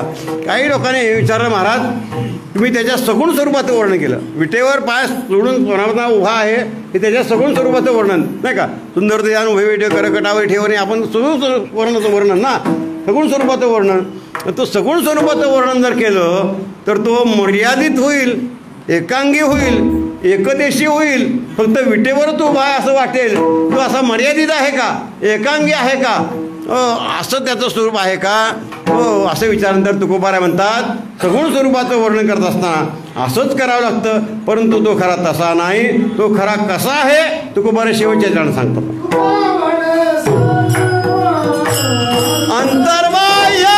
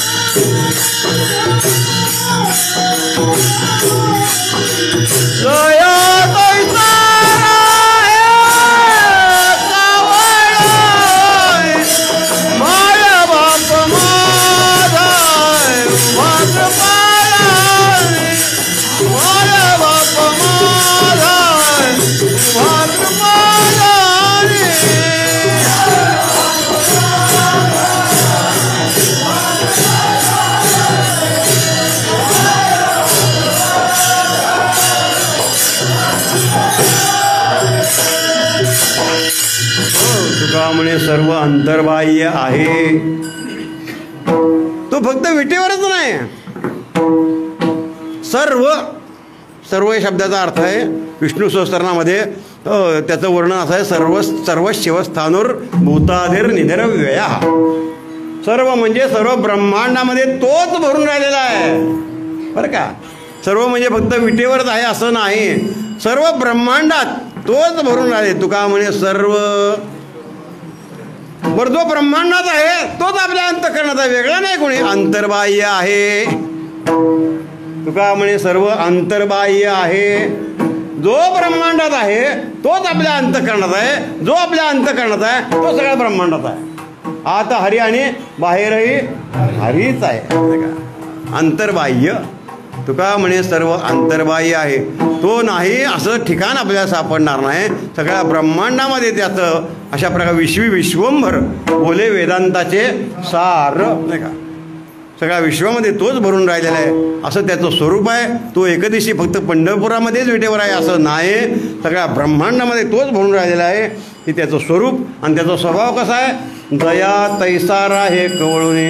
आपण त्याच्यावर जसं प्रेम करावं तसं तो उलटं प्रेम आपल्यावर करतो, हा त्याचा स्वभाव. दया तैसारा हे कवळूने. तुम्ही त्याच्यावर जसं प्रेम कराल तसं तो प्रेम आपल्या उलटं करतो. कोणत्याही दृष्टीने प्रेम करा तो तुमचा उद्धारच करेल. मग तो वात्सल्ययुक्त प्रेम असू द्या, कामाने असू द्या, किंवा वैराने असू द्या, सख्य असू द्या, कोणतंही प्रेम असू द्या, त्या प्रेमाने त्याच्या सगळ्या दुष्टाने सगळ्या राक्षसाने वैरभावाने प्रेम केलं. कंस म्हणा, रावण, कुंभकर्ण वगैरे सगळे वैराने प्रेम केलं. वैराने प्रेम करून सुद्धा त्यांचा उद्धारच भगवंताने केला. तुकोबाराय म्हणतात, भगवान सांगतात, माझे ठाई भाव जैसा धरा तैसा तुम्ही खरा तुम्हाला गे. तुम्ही माझ्यावर जसं प्रेम करताल तसं मी तुमच्यावर प्रेम करेल असं भगवंताचा स्वभाव. होय भक्ती केला तैसा पूर्वी धरावी ते इच्छा असा त्याचा स्वभाव. आणि असा परमात्मा पांडुरंगराय भक्तावर कृपा करण्याकरता उभा असणारा, त्याने मला प्रसाद प्राप्त करून दिला आणि म्हणून माझ्या चित्ताला समाधान प्राप्त झालं. ज्ञानेश्वर माऊली ज्ञानराज माऊली तुकाराम. जय जय ज्ञानेश्वर माऊली ज्ञानराज माऊली तुकाराम. महाराज ज्ञानेश्वर माऊली ज्ञानराज माऊली तुकाराम. जय जय ज्ञानेश्वर माऊली ज्ञानराज माऊली तुकाराम. महाराज ज्ञानेश्वर माऊली ज्ञानराज माऊली तुकाराम. पुंडलिक वरदा श्री ज्ञानदेव ज्ञानेश्वर माऊली ज्ञानराज महाराज ज्ञानेश्वर माऊली ज्ञानराज तुकाराम तुकाराम तुकाराम तुकाराम.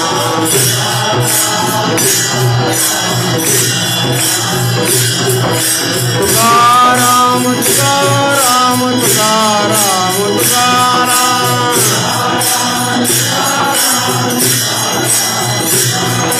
तुकाराम तुकाराम तुकाराम तुकाराम.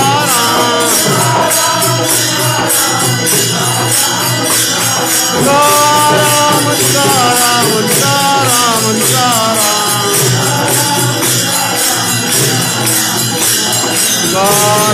तुकाराम तुकाराम तुकाराम.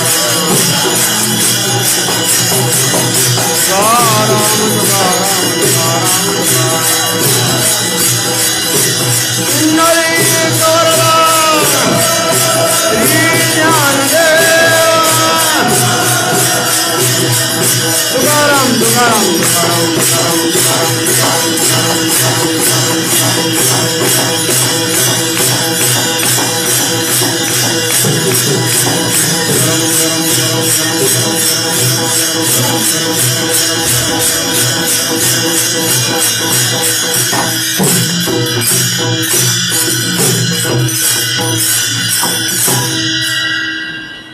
नानांचं पहिलं पुण्यस्मरण.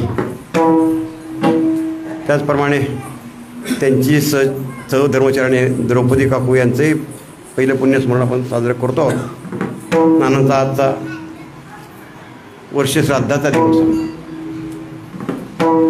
सांगितलं 90 वर्षापर्यंत अखंड सेवा. अगदी मंडळी ज्यावेळेस काकू गेल्या त्यावेळेस भेटायला आलो तुम्ही त्यावेळेस नाना प्रसन्न आज बसले ते कॉटवर. आज बोलावून घेतलं आम्हाला. चेहरा प्रसन्न चेहरा. मगाशी आपण सांगितलं प्रसन्न असतो प्रसन्नता प्रसाद असतो प्रसन्नता म्हटलं प्रसन्न चेहरा. चेहरे ते हसऱ्यात त्यांच्या चेहऱ्याकडे बाबा की सुंदर हास्य आहे त्यांचं. हे हास्य कायम त्यांच्या चेहऱ्यावर असं असायचं मला. घरी आली म्हणजे देवा या गोल्डन करू का म्हणा. गोल्डन म्हणजे गोल्डन टी म्हणजे मोठं हॉटेल आहे. त्या चहाला गोल्डन चहा स्पेशल चहा आपल्यातला स्पेशल चहा असतो म्हणायचं. इतकं प्रेम आमच्यावर त्याने. गाता भजनाला गेलं म्हणजे नामदेवबा म्हणा किंवा किसनबुवा म्हणा जवळ उभा करणार आम्हाला. शेजारी उभा राहून मागं म्हणायचं नाही बरोबर म्हणायचं बरं का. मागं नाही म्हणायचं आमच्या बरोबर म्हणायचं. अभ्यासाची तीव्र तळमळ अंतःकरणामध्ये. मला आठवतं 7-8-10 वर्षापूर्वी एक शेखर महाराजांचं नामावर असं एक चिंतन इतकं सुंदर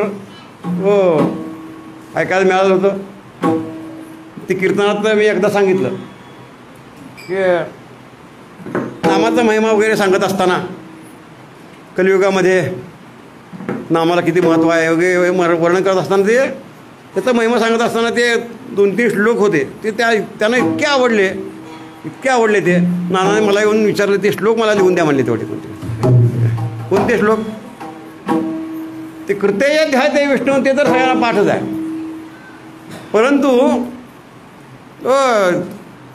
प्रत्येक युगायुगामध्ये माणसाचे प्राण कुठं कुठं राहत होते असा त्याचा एक श्लोक आहे. मी शेखर महाराजांनी कीर्तनात सांगितलं होता.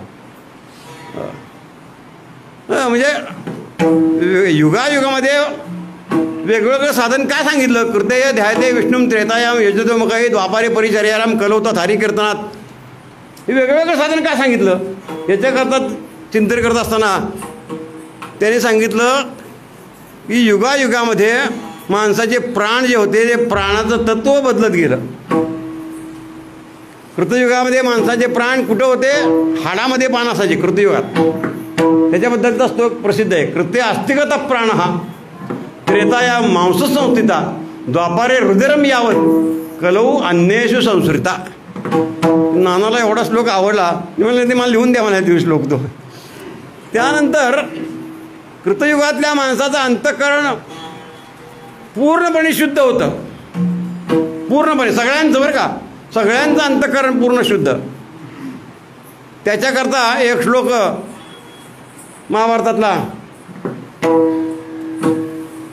तो श्लोक त्यांच्या कानावर पडला. म्हणजे श्लोक लिहून द्या. काय श्लोक होता. त्या अश्वपती राजाने त्या उद्धवला काल सांगत असताना सांगितलं की माझ्या राज्यात म्हणजे त्यावेळेस हे लोक कसे अजिबात त्यांना पापाचा लेश नव्हता. अंतःकरण मोकळं कसं त्यांचं होतं त्याच्याबद्दलचा श्लोक. माझ्या राज्यात एकही चोर नाही. नमेस तेनो जनपदे न कदर्यो न मद्यपी न अनाहिता अग्निर न स्वैरीने कुता. हा अशा प्रकारचा श्लोक होता तो श्लोक त्यांना नानाला एवढा आवडला की ते लिहून घेता माझ्याकडे. आणि नानाने सांगितलं मी ती नामाचा महिमा सांगत असताना तुमचे 2-3 श्लोक कायम सांगत असतो म्हणा. हे अभ्यासाची हे वयाच्या 80 वर्षानंतर बरं काय लक्षात ठेवा. किती वयाच्या 80 वर्षानंतर इतकं कीर्तन सुंदर करायचे इतकं सुंदर कीर्तन करायचे की लोकांना कंटाळा त्यांच्या कीर्तनात कधीच येत नव्हता महाराज. फळावर काही जास्त ऐकायला मिळालं नाही. कीर्तन जातच नव्हतं आम्ही फळावर. एकदा काल्याचं कीर्तन कधी ते ऐकलं नाही असं नाही. फळावर जाऊन इतकं रंगवून सांगायचे. फक्त आम्हाला नामदेवाचे चरित्र ती कीर्तन मात्र त्यांचं ऐकायला मिळतं. परंतु लोकांना कीर्तनामध्ये कंटाळा येईल अशा तऱ्हेचं सांगणं कधीच नव्हतं महाराज. चाली असे एकापेक्षा एक चाली म्हणायच्या नाना. काय आहे वारकरी चालीचं जे आहे ते या टिंबूर घराकडनं शिकायला पाहिजे मला बरं का. आमच्या नवीन तरुण पोराला मी सांगत असतो मला की इथं भजनाला या. काय सांगायचं आता 50 वर्ष मी कीर्तन करतोय तरीसुद्धा काल अभंग म्हणताना मोठ्या अभंगाचं तिडक्या अभंग चाल म्हणली मी. आणि इथं असं जरा काही झालं की महादेव लगेच जरा चालीत काही फरक झाला की महादेवाचा चेहरा बघत जाऊ तुम्ही लगेच. काय सांगायचं तुम्हाला. आणि काय किती अवघड आहे. एक अभंग सांगतो तुम्हाला द्वादशीचा प्रसादाचा. पावला प्रसादाता हे अभंग आहे ना, हिची चाल जी आहे ना ही महादेव भाषा दुसऱ्या कुणालाच म्हणता येत नाही असं माझं ना. सोपानराव म्हणत असतील नाही असं नाही. काहीतरी बदल होतो. काय बदल झाला की महादेवर लगेच. परंतु त्यांनी जपलेलं आहे महाराज. हे आपल्या घराण्याची परंपरा जी आहे ना त्यांनी जपलेली आहे. जे नामदेवा किसनबा उद्धव महाराज हे तिघं भाऊ होऊन गेले त्याने आपलं अखंड परंपरा राखली. त्याच्यानंतर ही पिढी पण आमची सोपान काका महादेवा वासुदेवराव महाराज आहेत ठीक आहे. त्यानंतर निवृत्ती आहे. माऊली आमची इथं समोर उभेच आहेत. परंपरा राखली. माऊलीबरोबर मी 50 म्हणजे जवळजवळ 40 वर्षे माऊलीबरोबर सोपानराव आम्ही माझे सगळे ज्ञानोबाच्या पालखीबरोबर आम्ही आहेतच मला. माऊली अभंग म्हणायचे चाली म्हणायचे खड्या आवाजात. त्यांचा आवाज असा खडाच आहे खडा आवाजात ना. त्या खालच्या चाली त्याला म्हणताच येत नाहीत तर माऊलीसुद्धा ती परंपरा यांनी सांभाळली. त्याच्या पुढची परंपरा आता पुन्हा तिसरी पिढी इथं काय आम्हाला नावच माहीत नाही त्यांचे. ते विष्णू महाराज आहेत. लखन महाराज. हां लखन महाराज बरोबर आहे. नवे चौथी पिढीसुद्धा आता तयार व्हायला लागली आहे. विठ्ठल विठ्ठल विठ्ठल.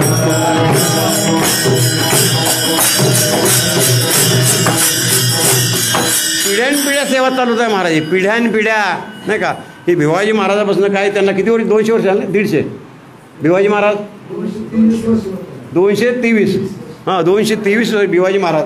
तेव्हापासून चालवलेली परंपरा अखंड आत्तापर्यंत काय साधी गोष्ट आहे का मला सांगा तुम्हाला. अखंड व वृद्धिंगत होणारे अशा वृद्धिंगत होणारे अशी वृद्धिंगत होणारी सेवा त्याने अखंड घराण्यामध्ये चालू ठेवलेली आहे. तेव्हा अशा नानांचं पुण्यस्मरण आपण साजरं करतो. त्याने दिलेल्या मार्गाने आपण प्रवास करूया. त्याने दिलेली शिकवण म्हणा, त्याने दिलेल्या चाली म्हणा, त्याने दिलेले कीर्तन म्हणा लक्षात ठेवून ते सतत आपण अंगीकारण्याचा प्रयत्न करूया. झालेली सेवा नानांच्या चरणी मातोश्री द्रौपदी मातेच्या चरणी अर्पण करतो आणि सेवेला विराम देतो.